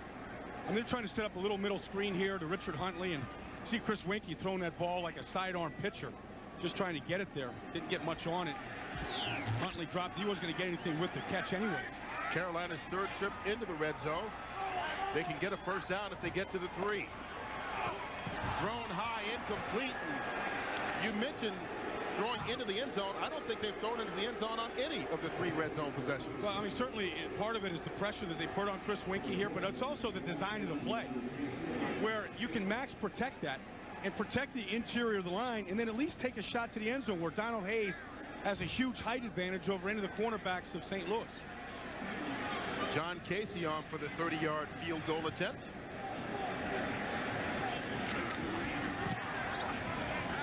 Well, everything works out. Snap, the hold, and the field goal is good. Carolina once again turns the interception into points to cut the margin to 21-16. No, there's a lesson of you. Stussy wants just one thing for Christmas. The Panthers won the season opener at Minnesota, have lost 12 straight since then. I wonder how many Todd Stussy jerseys have been sold for Christmas this year. I wonder how many guys can fit in a Todd Stussy jersey. Better question. Richard Anderson brings down Tron candidate. Curt Warner has had bad starts to each half this afternoon. Third play of the game, second pass of the game in the first half gets picked off. Jimmy Hitchcock with the interception, and the Carolina Panthers turn that into 7 points. Then here to start the second half, first pass picked off by Dan Morgan. Panthers turn it into a field goal. You know what? Curt Warner doesn't, he said he doesn't get flustered or bothered by interceptions. He said when you throw the football as much as we do, you're going to throw it. And the important thing is what's he do after the interception? How does he come back? They come back and go right to the air. Same spot, Isaac Bruce. And I believe that's his first catch of the day. 7 yards. Well, Isaac Bruce, of course, had the huge game on Monday night. And, you know, when you don't get the football for a while, you know, you start to complain a little bit. He'd caught as many touchdown passes on Monday night as he had caught all season long. So they went to him on Monday, and, you know, he got his fix out there. But all wide receivers want to get involved in the game as early as possible. Ernie Conwell, the tight end, in motion. Marshall Faulk, his first carry of the second half. He gets nowhere. He'll be tripped up in the backfield. That's Darren Hambrick with the tackle. Well, again, Carolina's defense came in here today. They wanted to defend deep first and then work up, you know, to the shallow part of the field. And they haven't given up any big plays yet. You know, part of it is, I think, they feel fresher mentally that bye week. You know, even George Seifert took a day off and went to the mountains. Blowing Rock, North Carolina. I think he blew, you know, a little bit of goodwill on some of those rocks. Well, it was working here early on. They've got a big third down defensively. Rams need the 40 for the first. They get it. Ricky Prohl into Carolina territory, brought down from behind. Doug Evans stopped him after an 18-yard pickup. And, you know, and Ricky Prohl's one of those guys that was upset after the Tampa loss about not getting involved in the offense. And those last 3 weeks now, he's averaging over 20 yards a catch. And nobody on this team has more catches over 20 yards the last 3 weeks than Ricky Prohl, and he just did it again. It's kind of hard to make everybody happy when you've got this many weapons. Well, that's true. 6 different guys in this offense has led the game in receiving. 6 different guys in the first 13 games. They got 4 receivers in on this play. He dumps it off to Marshall Faulk out of the backfield, and Faulk no longer in the backfield, into the open field before Dan Morgan chased him down. 25 yards on the play. I see Marshall Faulk coming, and they just fall down. I mean, it's unbelievable what he does in the open field. Watch this setup. Here's Faulk, and they're going to dance around. Going to run a little middle screen. Nice float by Curt Warner. And he just changes direction out of nowhere. He gives you, he never shows you what he's going to do next. Watch this change of direction. Whoop, whoop. He's able to shift gears. Well, that's what Dan Morgan was saying. He said, you can't tell if he's going to get the ball on a screen or draw. It looks the same at the start of every play. He goes out of the backfield on first down. Conwell. Short pickup on the play. Yeah, I was saying, Curt, that Carolina's defending deep first, so that's why right now St. Louis is saying, okay, you're going to play deep like that, and we can't get behind you. We'll take the underneath stuff right now. We'll dink it to Marshall Faulk on a middle screen. We'll throw it to Ernie Conwell. This is inside the red zone here is where they really like to run the football. And the reason why they do that isn't because they want to show you how tough they are or anything like that. It's just that they think that the coverage that the defense gives you makes it easier to run against. March really believes in running inside the red zone despite all the gaudy stats.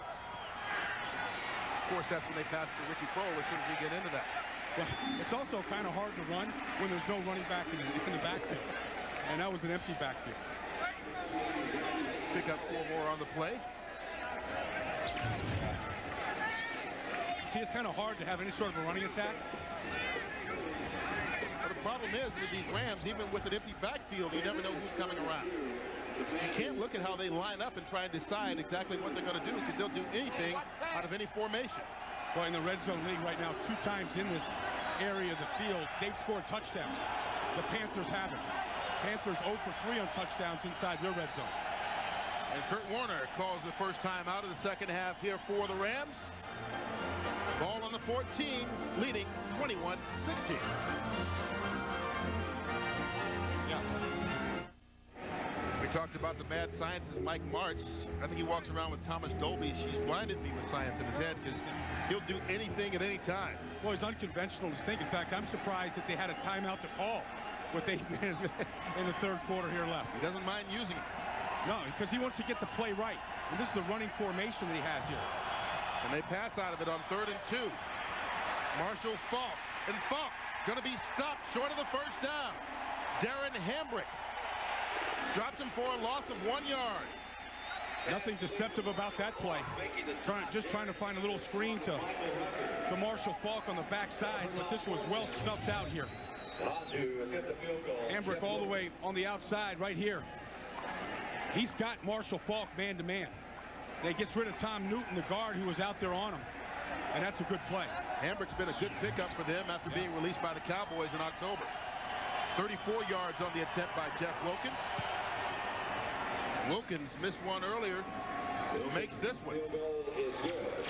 So the Rams extend the lead back to 8, 24-16.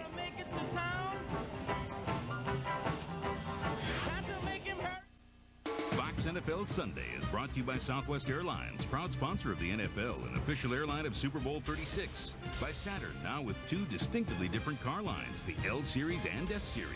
By DirecTV, the #1 satellite entertainment provider. And by Dr. Pepper and your local Dr. Pepper bottler. Be you, nothing's better, Dr. Pepper.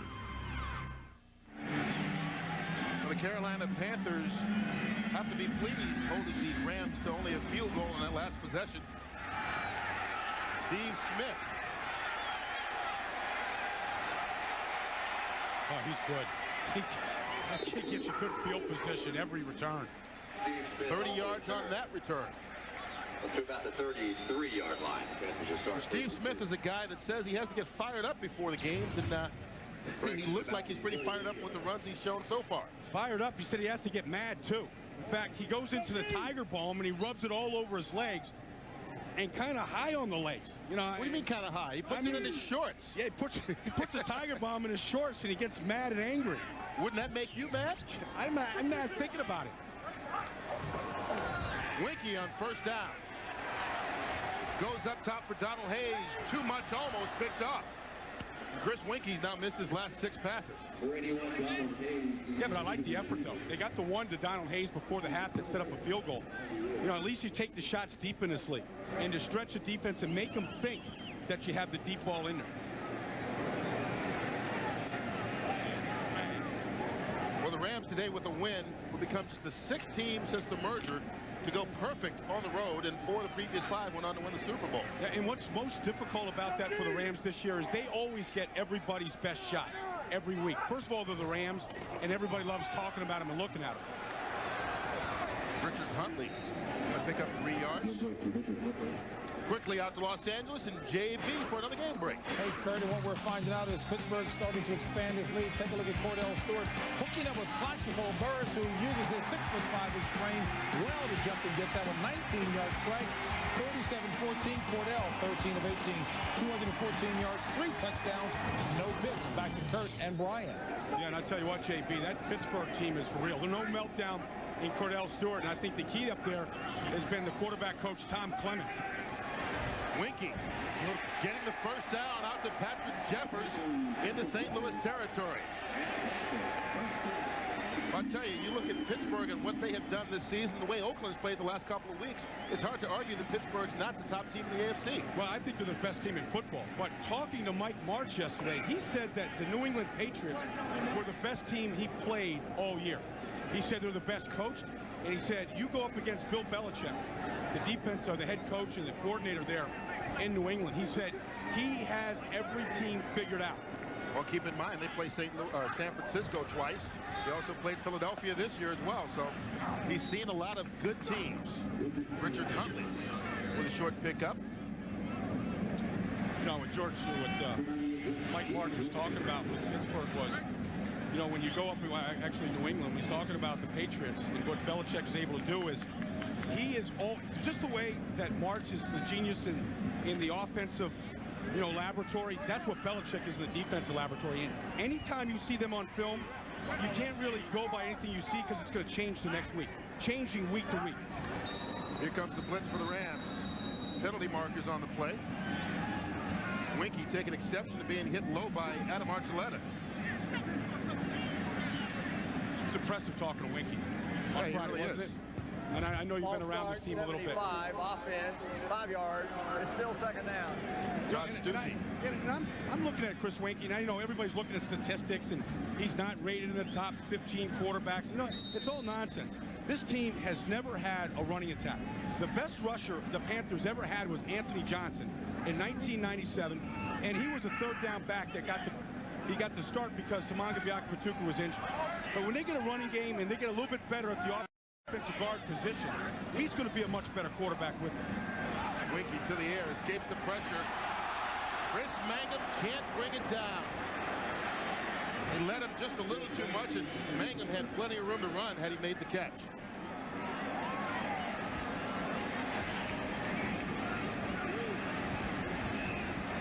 Get back to the rushing. You were talking about Anthony Johnson, and well, you know, really, that's what they need. Well, you look at the backup rushers in this league. I mean, Sean Alexander was the backup to Ricky Waters, and trunk candidate to Marsh Falk. The backup rushers in this league have stepped up, and when given the opportunity, they've had some of the best performances in this league this year.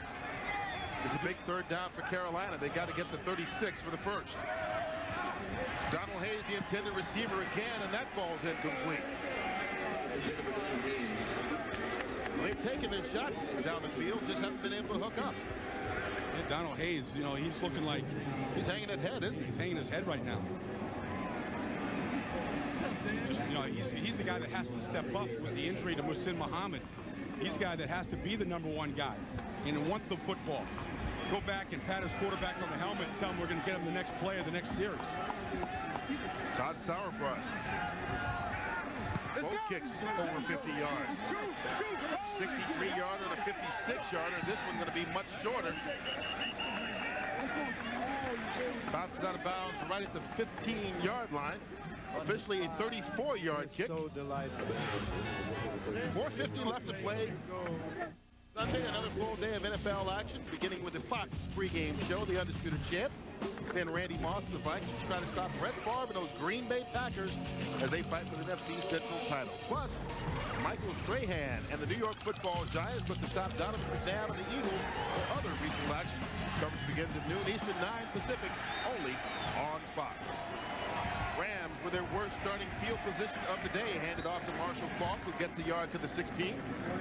Just looking down at that Carolina defense, watching Dan Morgan here today. He got his first career interception. Today he got his first sack 2 weeks ago against Buffalo. And I never forget, I saw him. I was down at Wofford College this summer, training camp. That's in South Carolina. Spartanburg, South Carolina. It's about, the air was like jello. It was thick and hot. And the first guy in the field that day was Dan Morgan. And the chin strap was buckled and the mouthpiece was in when he came on the field. And that throwback attitude is what he's brought to this defense and his team. Warner to Torrey Holt. Holt down at the 30-yard line, good enough for the first down. And Morgan, I guess he was saying there was always room for jello, huh? Well, you know, he played down at Miami, and he said that, you know, the big game when you're at Miami was Florida State. He said, looking at this Rams offense, this is the best offense he's seen on film. He missed the first opportunity against the Rams out with that broken leg that he was just healing from. I saw where somebody asked him what his body fat was, and all he did was lift up his shirt. That's all you need. Yeah, he just saw a washboard there. Hey, when people ask me mine, I lift up my shirt too, but it's on the different end of the spectrum.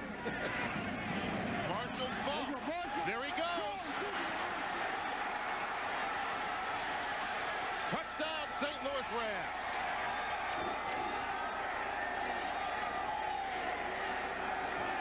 That's what they've been able to prevent all day. That Carolina defense was the big play. Marshall Faulk, who had his best game of the year against this Panther defense 6 weeks ago, got there in a hurry. Well, he scored from 71 yards out on the third play of their previous meeting. This touchdown run from 70 yards away. ties Don Hudson for 10th on the all-time list. Smooth. Broke a number of tackles to get that distance. The 2 longest runs of his career, 71 and 70, each this year against Carolina.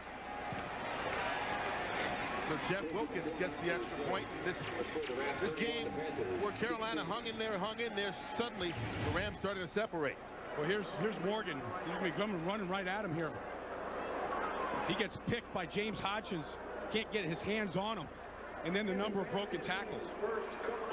You know, and that's just what the Panthers have done during this 12-game losing streak. They can kind of tease you. They can get into a football game.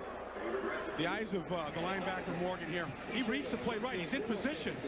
That's just a great block by James Hodgins. And it was a good block by the guard Adam Timmerman coming around as well. Here's Timmerman, 62. He gets the log. And then the rest is just Falk. Little stiff arm. You know, and any doubt about Marshall Falk slowing down, forget it. Now, he said that, you know, Mondays don't feel quite the same as they used to. Yeah, that's what happens you get older. Right? Well, Falk goes over the 1,000-yard mark for the season with the 70-yard run. And this will be the second year in a row that they've had 2 receivers and Marshall Falk, the running back. All 3 go over 1,000 yards. Well, Marshall Falk should have a smile when he plays the Panthers. These are his 2 best games this season. Not only productive with yards, but he's scoring touchdowns as well. A lot of backs go that distance, you know, they got to go for the oxygen. You know, barely breathing heavy. Yeah. Recovers fast. Jeff Wilkins to kick it off to Steve Smith from the 2.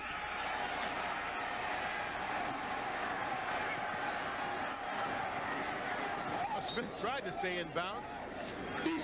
That kid just creates excitement every time he touches the ball, and so does that guy. Marshall Falk talked about Pittsburgh being the best team in the league. You know, after all this time, it's still hard to argue that Marshall Falk's not the best player in this league. Well, he was the MVP last year. And so I think, you know, you're the MVP until you're not. You know, I mean, right now, he's still a candidate here. I mean, this offense completely revolves around him and getting him involved in it. And so I think the best team in the league should have an MVP candidate. Well, it's probably in Pittsburgh, Cordell Stewart. Oh. Winky. Got a man open, completes it to Isaac Bird. Bird picks up just enough for the first down. 11 yards on the play. Just watching Chris Winky there. You know, he didn't have a good series the last time. He's able to put that back out of his mind. And I think a big part of him was just his maturity level, the fact he played 4 years at Florida State. He's come back from a huge injury. He broke his neck in 1998. You know, in Tallahassee at Florida State. Came back the next year, though, and was able to put that behind him. He's had setbacks throughout his life that he's able to bounce back from. Nice play-action fake. And he goes up top. Donald Hayes, the intended receiver, too high. And that's incomplete. You talk about the experience of Florida State. Lovie Smith, the defensive coordinator for the Rams, talked about how much he as a coach loves Florida State players. Well, they're used to playing in the limelight. They play in a lot of big games. They played for the national championship. So at that level, you know, the highest level before you get to the pros, they've all been there. And they've seen it. They've seen the big stadiums and the bright lights. Winky was upset last week because they never sent his Heisman Trophy ballot that he could vote on. Kind of forgot about it. 2nd and 10. Richard Huntley through the seam into Ram territory. Ball came out once he was down. Kim Herring with the tackle. You see more teams in this league pitch the football. A couple years ago, you never saw anybody toss it. But now you're doing it because so many teams are playing with defensive backs, 5 and 6 and 7 defensive backs, that if you can get to the outside, like the way they do with Jamar Nesbitt, 63 gets out there, you know, on the linebacker. See all the Rams chasing Richard Huntley there in pursuit. That's a good sign if you're a Panther fan and a running back of the Panthers. He picked up 15 yards on that run. There's another pitch. Yeah, they give him another shot. Tries to go the same way, but this time the Rams sniff it out. Stop right at the line of scrimmage. Brent Whisper. So the thing about the pitches is that you've got to stay with it. You You can't stop there because you got pursuit coming from the backside. That time, Wister chasing him down. Well, looking at these scores, you see Tampa Bay all over New Orleans, 33-7 at this point.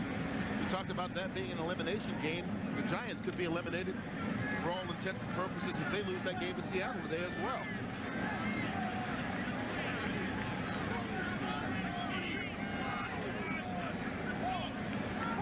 Patrick Jefferson in motion. There's another pitch. Same way. Well, he's backed up. Doesn't quite get brought down until the pile gets there. Boy, you see a lot of yellow and gold and white jerseys there on that pile, don't you? Well, you see the physical play right there, the Rams. I mean, you run that play once, you run it twice. The third time, you should come up and just stick it.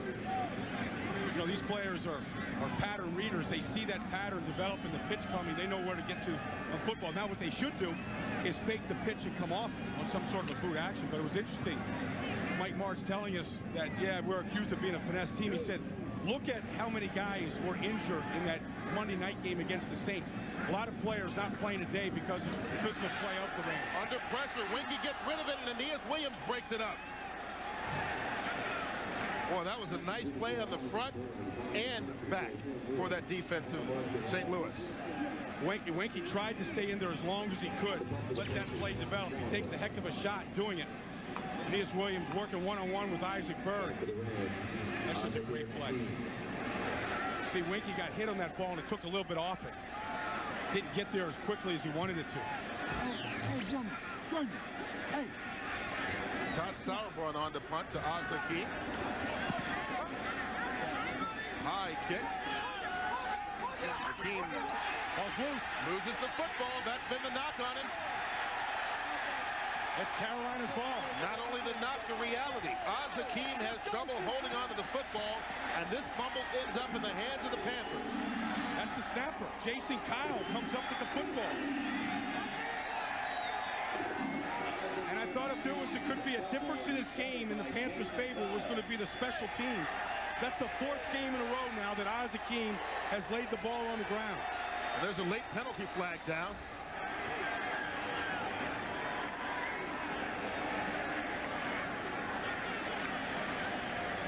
Carolina recovered a fumble of a personal foul after the play is over. 25 of the defense. First down. Robert Holcomb called for the personal foul, half the distance to the goal. But Hakeem really the culprit here. Well, look at, you see Gerard Cooper's behind him. He felt those footsteps, but he let the ball hit his body. Never caught the ball clean. And look at the Panthers trying to dig out the ball, trying to dig out a win. You get 6 Panthers descending on that football, not one Ram in the sight. And now in the red zone once again. From the 5-yard line. No touchdowns and 3 red zone possessions today for Carolina. But Richard Huntley fights it with the second effort, gets into the end zone.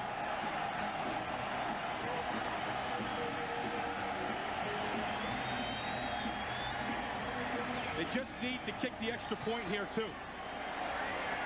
Get the point first. Make it an 8-point game. They've been running right behind Chris Terry, the right tackle.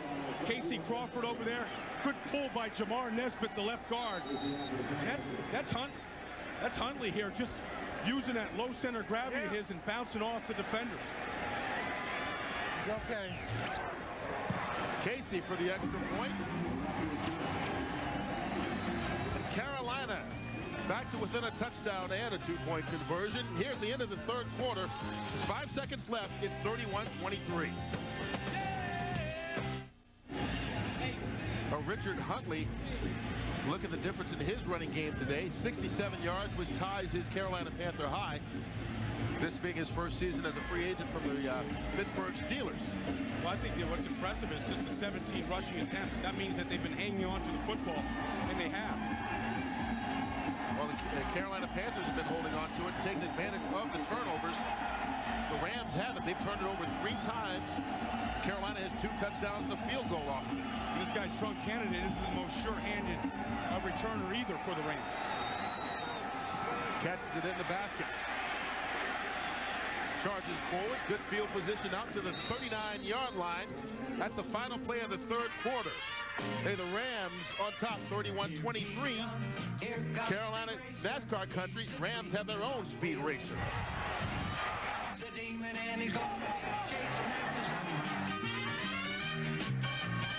He's gaining on you, so you better look alive. He's busy revving up the powerful Mach 5. And when the odds are against him and they're staying. Well, the difference in this ball game really came right before halftime. Carolina doesn't get the field goal. Botch snap. Rams pick it up and score. That's 3 they don't get and 7 that St. Louis does. 10-point swing, and Carolina's down by 8 to start the fourth. Rams begin at the 39-yard line. The old double screen. Marshall Faulk takes it with a couple of blockers, and there he goes again. Start, stop, change direction, stop, start again. Marshall Faulk just keeps going for 30. See, I said the double screen where you fake the screen left and you get everybody to bite on that, and then you come back and you screen it right. Almost 200 yards total here for Faulk. A lot like the last time you saw the Panthers. Watch them here. They're going to fake it here and watch these guys start to bite, and then they're going to screen it back away. So you get Andy McCullum out there, the center, Adam Timmerman. And you can't have the #1 offense in football without having a great offensive line. To the Carolina 32. Faulk comes right back. 4-yard gain on the play. Dan Morgan with the tackle. And that puts Marshall Faulk exactly at the 200-yard mark today, total offense.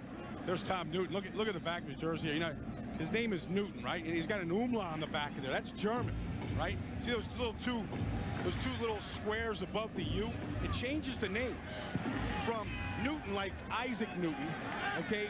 And if you don't have those umlauts in German, it means nothing. And it's a bad word. It's the same word that the defensive linemen call him if he doesn't have those umlauts there. As in nut and honey? Yeah, well, it's a bad word. Ricky Prohl. First down Rams, a pickup of 7. You know, we talk so much about the great players of Warner and Bruce and Faulk, and spend a lot of time talking about them, but none of that stuff gets to take place without what those guys do up front. It's interesting because you can't, not everybody can be a star on a football team.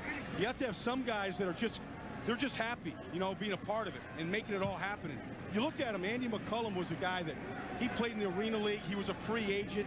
NFL Europe. Played in NFL Europe. Tom Newton went to NFL Europe. They all kind of like paid their dues along the way to get to where they are right now. And they're just lunch pail guys. You know, you sit there and you talk to them, and they're not telling you about what they did last week or how much money they had. They don't talk about any of that stuff.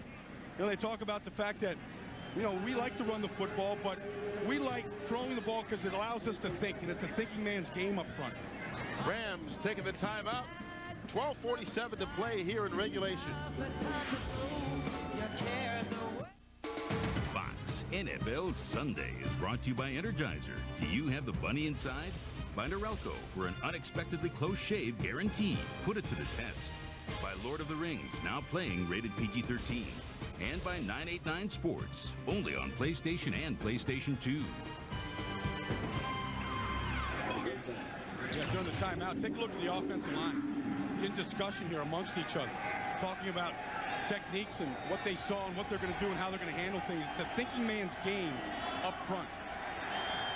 And Ryan Tucker, the right tackle, told us he likes it because they have options. And speaking of options, Marshall Faulk throws to the end zone, and it's too much for Jeff Robinson. Boy, went all the way into the fourth quarter without the Rams using a deceptive play all day. You know, those deceptive plays, a lot of people think, you know, you've seen some of them, they look kind of fancy. Why do they have to resort to that? Mike Marsh believes that you need to have a package of these kind of plays to handle the run support of defense. So defenses get into a habit of just flying up to the field to stop the run. And if you have something that makes them think before they come up and stop the run, then it's effective. Faulk in motion out of the backfield. Curt Warner, nowhere to run, and there's penalty flags. Al Lucas wrapped him up, and there's holding on the Rams.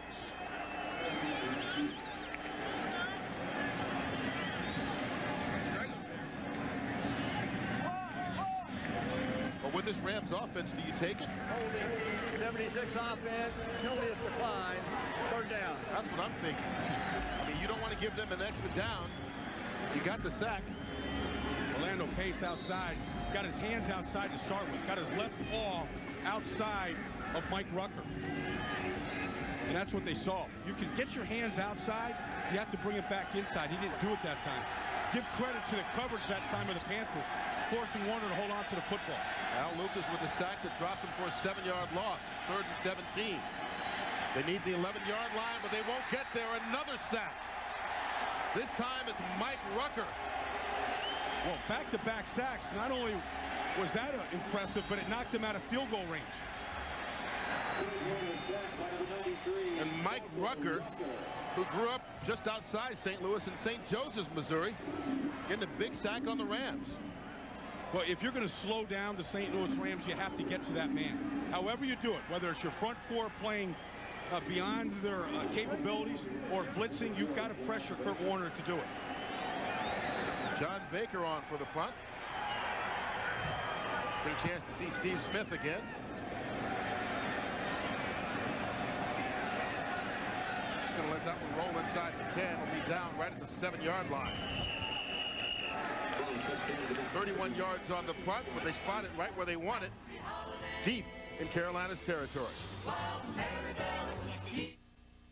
This is a big game as far as NFC playoff standings go. You see Chicago leading Washington, and right now St. Louis just owns a game lead over Chicago, who would own the tiebreaker should they wind up tied for first and best record overall. Everybody's looking up at the Rams, as are the Carolina Panthers in the score column today. Winky off the play action. Too much for Chris Mangum. When you talk about this schedule, and the Rams need to win to hold on to first place, and you look at the schedule, you see what each team has left with 2 weeks after today. Well, they have 2 home games remaining, so they're going to be right there inside their dome, comfortable. San Francisco got to go on the road to Dallas, and 2 road games to finish up the season. It's not going to be easy. And then you see what Chicago has left. Against Detroit and against Jacksonville. 2nd and 10. Winky from his end zone, gets rid of it. Going to fall incomplete. We talked about Chicago and what's going on with them.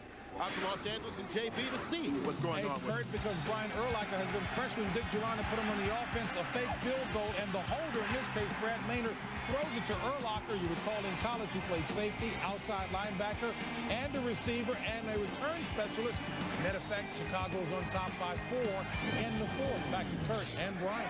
Hey, JB, I think Urlacher had 6 touchdown receptions in college as a wide receiver. Hey, you use all of your talent any way you can to win a football game in this league. Panthers need the 17 for the first. Going for more. That's going to be out of bounds. Dexter McCleon can't handle it.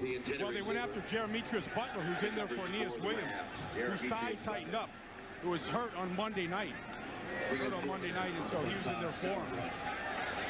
They've taken Oz Hakeem off the punt return now. They're putting Dre Bly back there, and it's going to be an issue for this football team. As much as Mike Martz likes Oz Hakeem, 4 fumbles in 4 games is too much.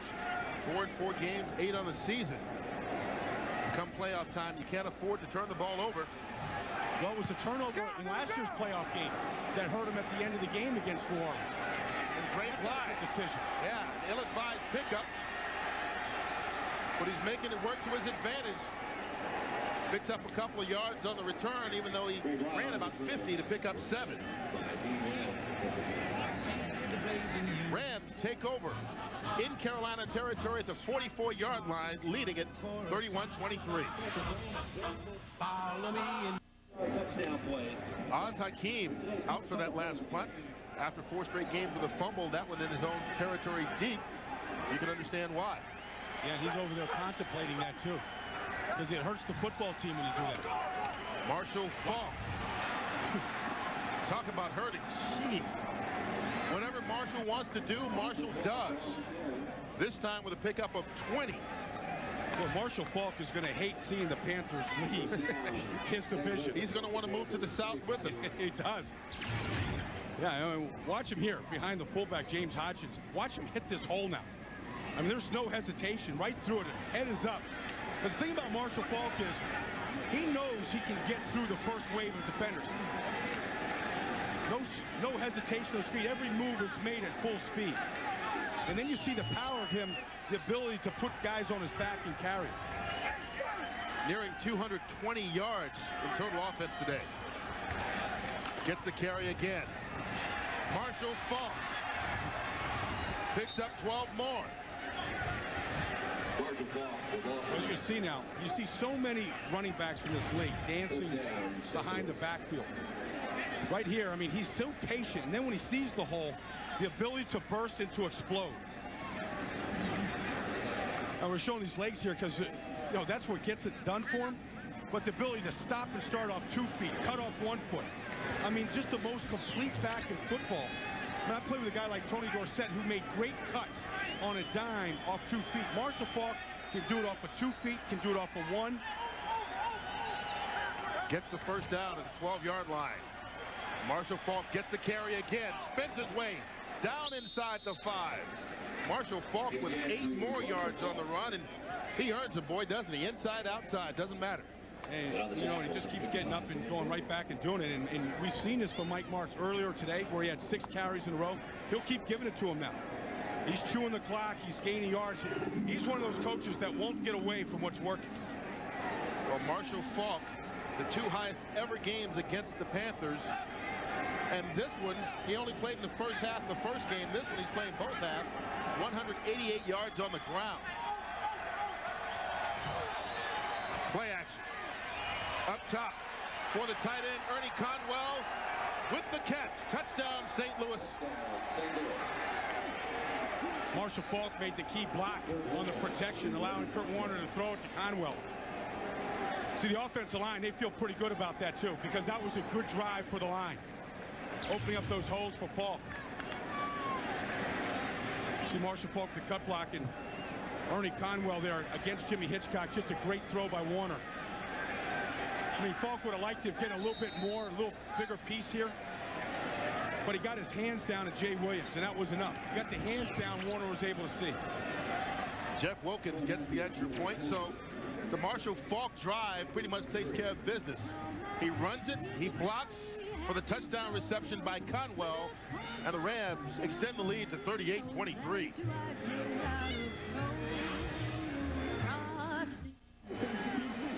Ernie Conwell gets the touchdown, but it was really Marshall Faulk the difference on that drive. 3 carries, 40 yards. Trying to kick the ball away from Steve Smith here. And it's a short one picked up by Chris Hetherington.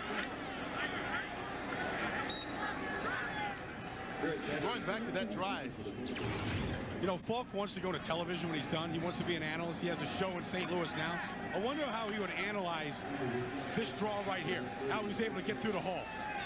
You know, and keep his head up and then lower the head to be able to ram them, the Panthers like that. Then the patience to get outside. Whatever he's doing, though, he's getting upfield. Whether he starts horizontal and then cuts it upfield, or whether he takes that hole right away, he's getting up the field full speed, making his cuts full speed on the move. Forget the show. A couple more days like this, he'll have his own network. Yeah. Brad Hoover gets it into Ram territory, down to the 44-yard line. So you have the WB, and, you know, you got Fox and you got Faulk, huh? You got Faulk. Yeah. All Faulk all the time. 24 hours of Faulk.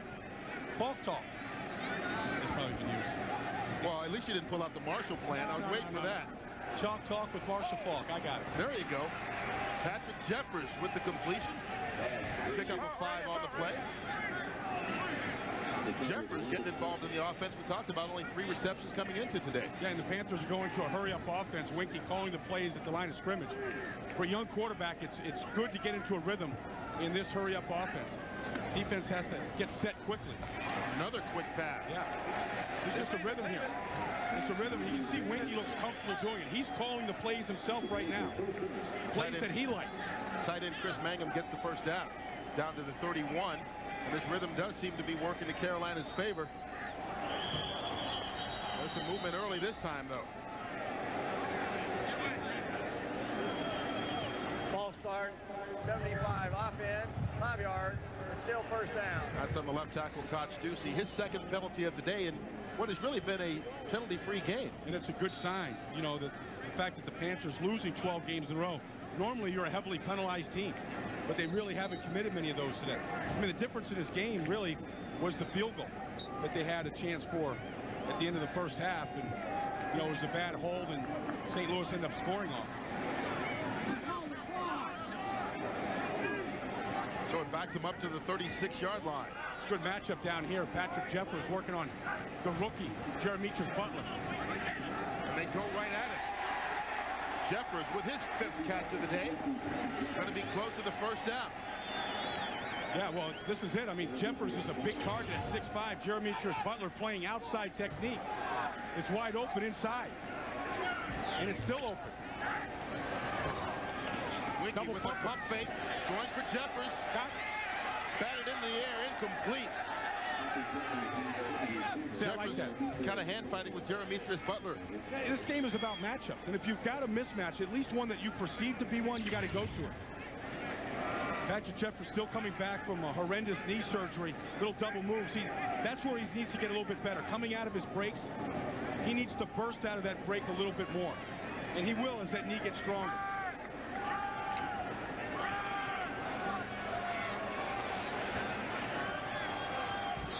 Brings up a 3rd and 1. The pitch to Huntley. Got the corner. And the first down. Adam Archuleta forced him out of bounds right at the 15-yard line. Good enough for a pickup of 7 and a first down. You know, it's kind of interesting just watching St. Louis. You know, Patrick Jeffers went after Jeremy Butler. They took him out of the game in that last play. You know, he's a rookie. Here he comes back on the field right now. Number 23 for the Rams. They took him out. That man Archuleta, a rookie also. But that's a good play by Lovie Smith because they went after Jeremy Butler. He made one good play and a bad play, but you don't want him to lose his confidence out there. Here he is here, working again on the outside against Isaac Bird. Bird going in motion. Winky goes the other way. Donald Hayes. Hayes going to fight his way for a gain of 8. Well, you have to be impressed with this Carolina Panther team not hanging its head even after the Rams score. Every time the Rams score, they come right back. I'm impressed by looking at a quarterback on a team that's lost 12 in a row have a smile on his face and enjoying playing the game right now because he's having some success. Moving his football team, yeah. And he has 170 consecutive starts. He played today, but that thigh bruise he received in the Monday night game kind of tightened up on him, so he's standing on the sideline right now with 5.5 to go. Carolina uses its first timeout. Since we've no place to go, let it snow, let it. It's 2nd and 3 on the 8-yard line. Carolina in their hurry-up mode. Empty backfield. Winky up top on the fade pattern. Too much for Donald Hayes, who was going at it with Dre Bly. It's got to be a perfect throw to get it in there. He's running a fade route. Their biggest receivers, Donald Hayes at 6'5". That's where he, you know, I talked about earlier how Curt Warner can just sort of make that ball drop. That's a throw that Winky will work on this offseason. He'll allow that ball to kind of just drop, where it loses all its speed and it just falls right into the receiver's hand. Carolina can get a first down if they get it to the 5. Great throw. Patrick Jeffers at the goal line. He's trying to fight, but he didn't get in. Still, they get the first down. Jeez. I tell you, that was some throw by Chris Winky. Boy, he had to stick it in there, and he had to be patient. Watch how patient he is on this. I mean, he's got his arm up there, pats it a couple of times, but that's around 3 defensive players. There's the size of Jeffers. Trying to gator three Ram defenders into the end zone. Well, what a job this Panther offensive line has done today. Winky has scored 6 touchdowns himself, most of them at this end of the field, just like this. They hand it off to Richard Huntley. He stutter steps. He lost the football. He's in. No signal from the officials yet. Touchdown, Carolina Panthers.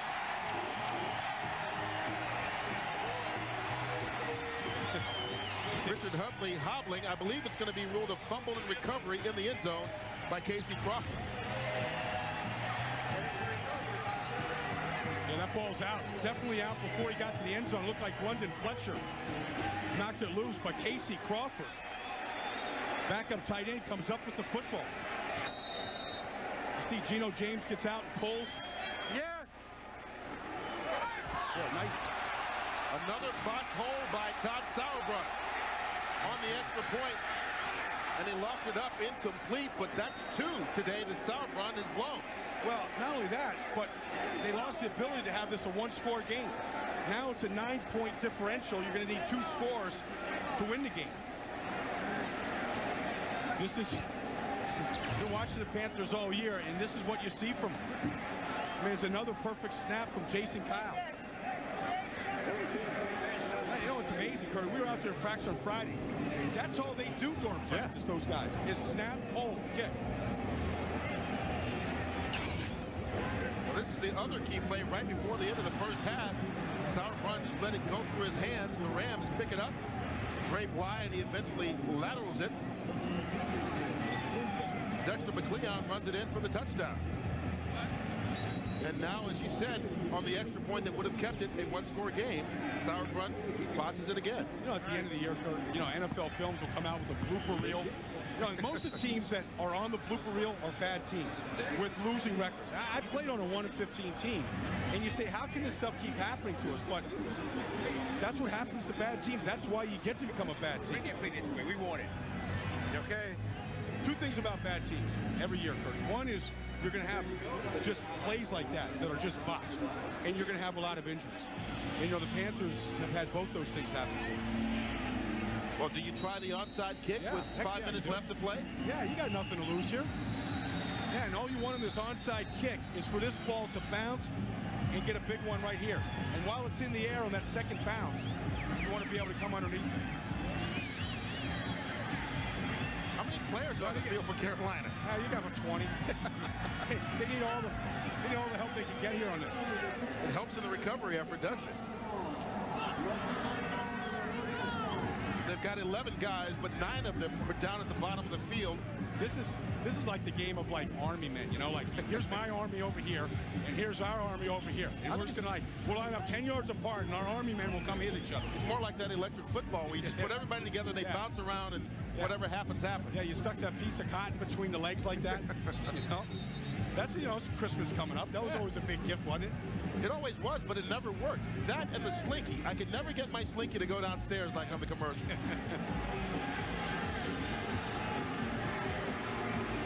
Now the question is, as they go for this onside kick, now see, here's the one option you have. Exactly. To kick this, you can't line the ball up. The ball won't stay on the tee. It's a bad day for Todd Sauerbrunn when he's not punting. It is. Hey, watch them outside. He's definitely going this way. There's the bounce. And it's loose. The Rams had a chance to recover it, but Carolina does. They got that bounce, Curt. Now they've changed and said it's the Rams' ball. Okay. All right. They fooled me. Well, you saw the back judge point in the direction of the Carolina Panthers. That's Jim Howie.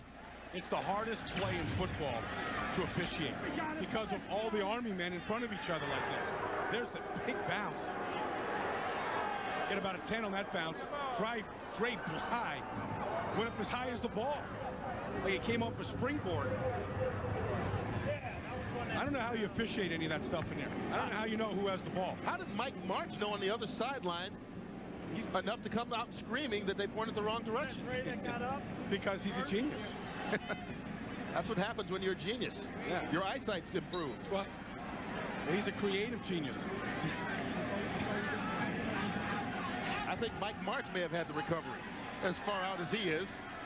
Yeah, he had to be restrained. Rams take over at the 41. There's Marshall. Well, Polk won't go out of bounds either. He'll stay in bounds and make sure he runs the clock. We got to get the call in. Smart football player, and you know what? This team is really full of smart football players, and I think that's one thing that maybe the Rams don't get the credit for is how intelligent you have to be in this offense with so many plays and so many formations and all that. It's a thinking man's game, Curt. know, that's what Ricky Prohl was telling us yesterday. You know, how much fun it is to be around guys that, you know, are always thinking about the game. You know, Ryan Tucker said it's a thinking man's game up front for the offensive line. He likes that aspect of it. But you can't run this style of offense with 237 different formations and not be studying and thinking. Marshall Faulk on 2nd and 6 with a move. Picks up 5 yards on the play. Marshall Faulk on the carry.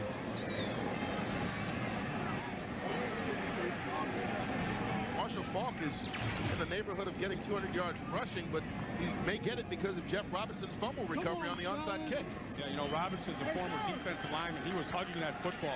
He had both arms, both hands. He had his chest. He had that thing swallowed up beneath. It's almost like you go to the kitchen, and it's a big Christmas dinner, and you're going to go get your food. And you're going to go to your little corner and eat it. That's what he did. I got my ball. I'm going to give it back to the offense. Spoken like a guy with big brothers. Marshall Faulk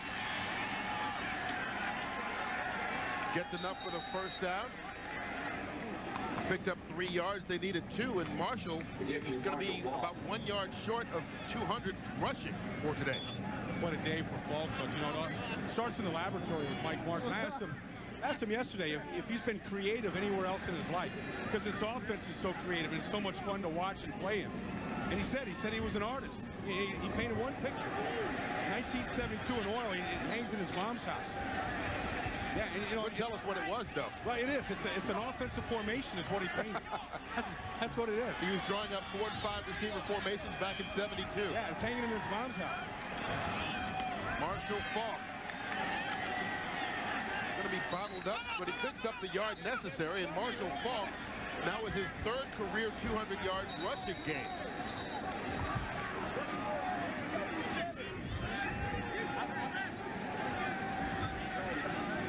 Marshall Faulk, you can't say enough about this guy. 200 yards rushing, and on top of that, Marshall Faulk also with 51 yards receiving today.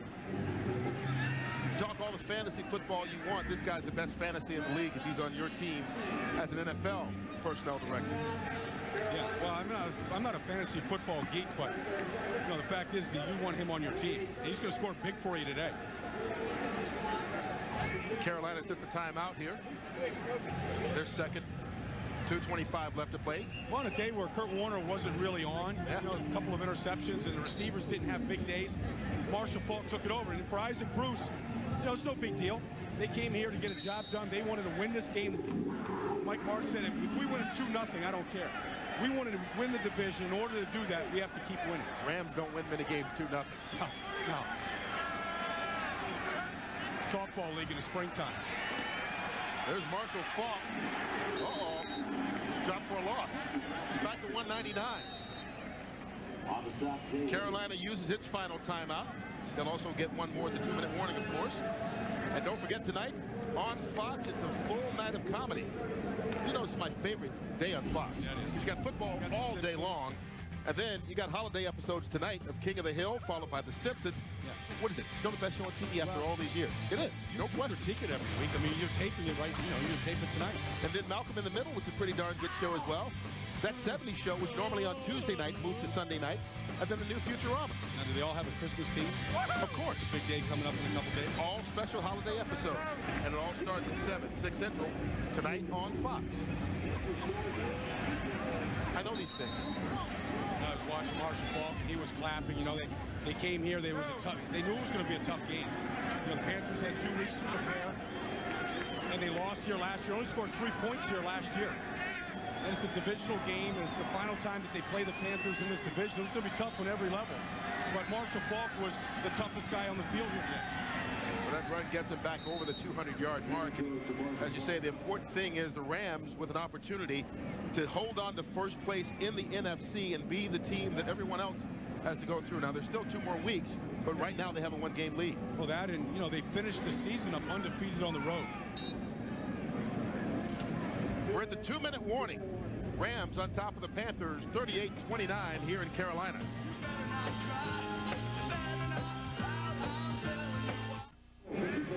For the Rams on 4th down, going to try and extend the lead a little bit more. Jeff Wilkins, who's made 1 of 2 today, on for the 45-yard attempt.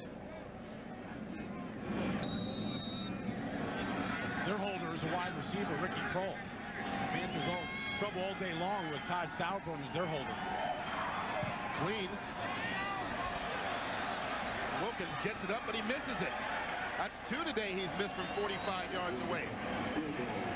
So the lead stays at 9 points, still 2 scores, but with 1:55 left and no timeout, Carolina going to take over with good field position. You know, if you're a Ram fan, though, you got to be concerned about the special teams all the way around. They had a bad job of covering kicks all year long. You have a punt returner that can't hang on to the football. You have Wilkins here in great weather on the road on grass, missing some pretty easy field goals. I mean, it hasn't been a great performance by the special teams, which is 1/3 of the game. Carolina going to begin at the 35. Winky over the middle of the field, incomplete, intended for Chris Mangum, and they don't get the flag. Now they do. Yeah, you see who was covering him? That was delayed. Yeah, defensive tackle Ryan Young was covering on his zone blitz.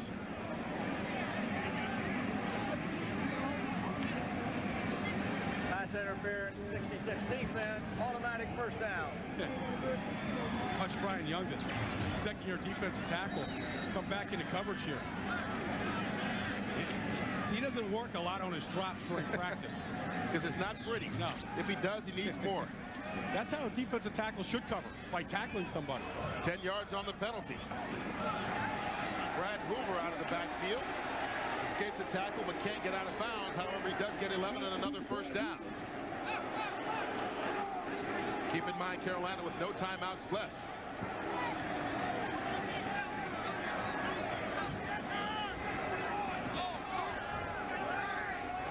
Got the rookie still down here at the bottom. Pass complete. Patrick Jeffers. Chris Winky over the 300-yard passing mark for the first time in his young career. Getting good experience here, trying to run this 2-minute drill as well.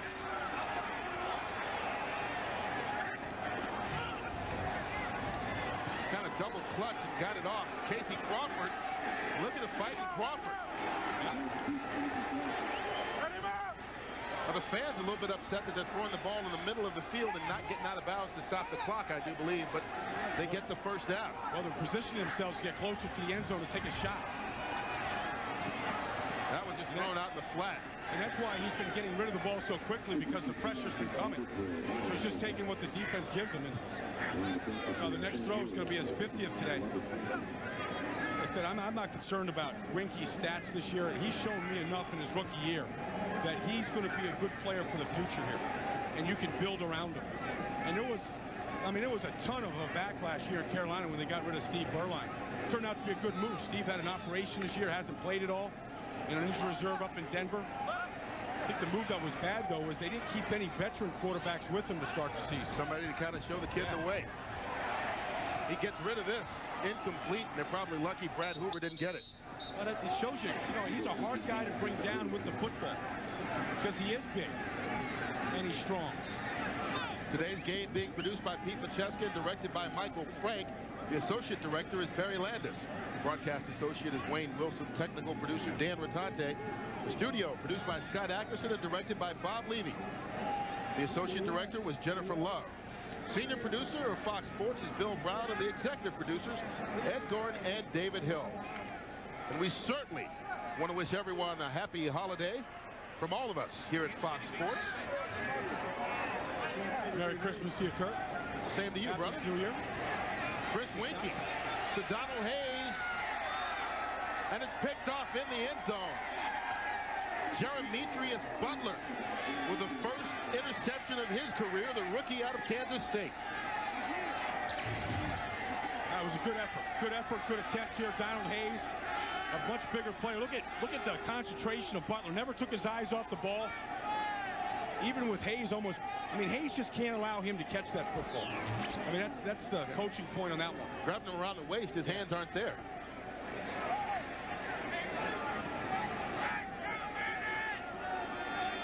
There's a little discussion going on here by the officiating crew. So the St. Louis Rams will get the win here today. I think Jerry Austin has an announcement before we're done. Maybe he wants to wish everyone a Merry Christmas. Plays going to be reviewed. They're going to take a look at this. The official, of course, calling this review. Under 2 minutes to go. From upstairs. All right. Now, you know what? That ball's out. Yeah, never had possession of that ball. And you can see that the side judge in the end zone doesn't have a good look at it. Yeah, that ball hit the ground. Maybe the most impressive thing is that the buzzer went off before the next snap happened. See this? He's looking. That's a hard look for that judge on the side judge there. That's a hard look. He's looking from. He was being shielded on that play. So after it's overturned here on the review, this will be a 4th down. In fact, right now, Carolina's offense is out there on the field. I see the offensive lineman kind of grazing, anticipating another crack here. Try and help sell it. Yeah. Here you see Butler going to the locker room. After reviewing the play, the interceptor did not control the ball. It touched the ground. Therefore, the pass is incomplete. 4th down. So Carolina going to get another chance. It's 4th and 10. Ball at the 29-yard line. They're still down by 9. 32 seconds remaining. It's a 2-score game. And they're going for the field goal. What's the point in this? Well, they need 2 scores here, Curt. So, I mean, either way, anyhow you do it. You kick the field goal here, which has been nothing short of, a Chinese, just getting it down. Just getting the ball down has been the problem for them today. It has been an adventure today. Todd Sauerbrunn, the holder, has had trouble on 2 of them. This is going to be a 47-yard attempt. Casey's missed one. Okay. Well, he gets this one. Okay, it's a 2-score game, so this one cuts it down to a 6-point. It's still 38-32, and no matter how close you are at this point in the game, it's still obvious that the Rams are still the greatest show on turf. Step right up, the greatest show on turf. Welcome back, my friends, to the show that never ends. We're so glad you could attend. Come inside, come inside. Come inside, the show's about to start. Guaranteed to blow your head off on the TV show. It's a dynamo. You gotta see the show. It's rock and roll. How good is that?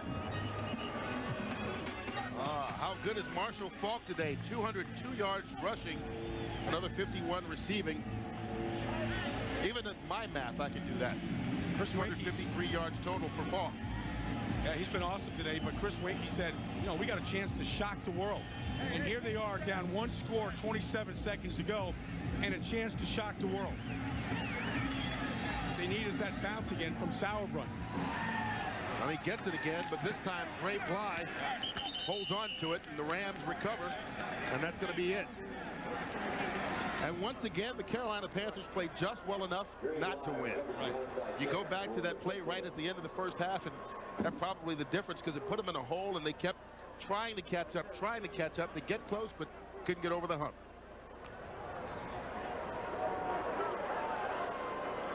So the Rams remain on top of the NFC West, hold on to that 1-game lead over the San Francisco Giants. Whoever winds up winning this division, whether it's the Rams or San Francisco, will have a first-round bye in the playoffs. The question is, will they have home field advantage? Right now, the Rams own home field advantage by 1 game over the Chicago Bears. And last we saw, Chicago was winning today to remain 1 game back, but Chicago owns the tiebreaker, so should they tie, then they would get the tiebreaker. But right now, St. Louis going to 12-2 on the year. The Carolina Panthers dropped their 13th straight to drop to 1-13, 38-32 the final.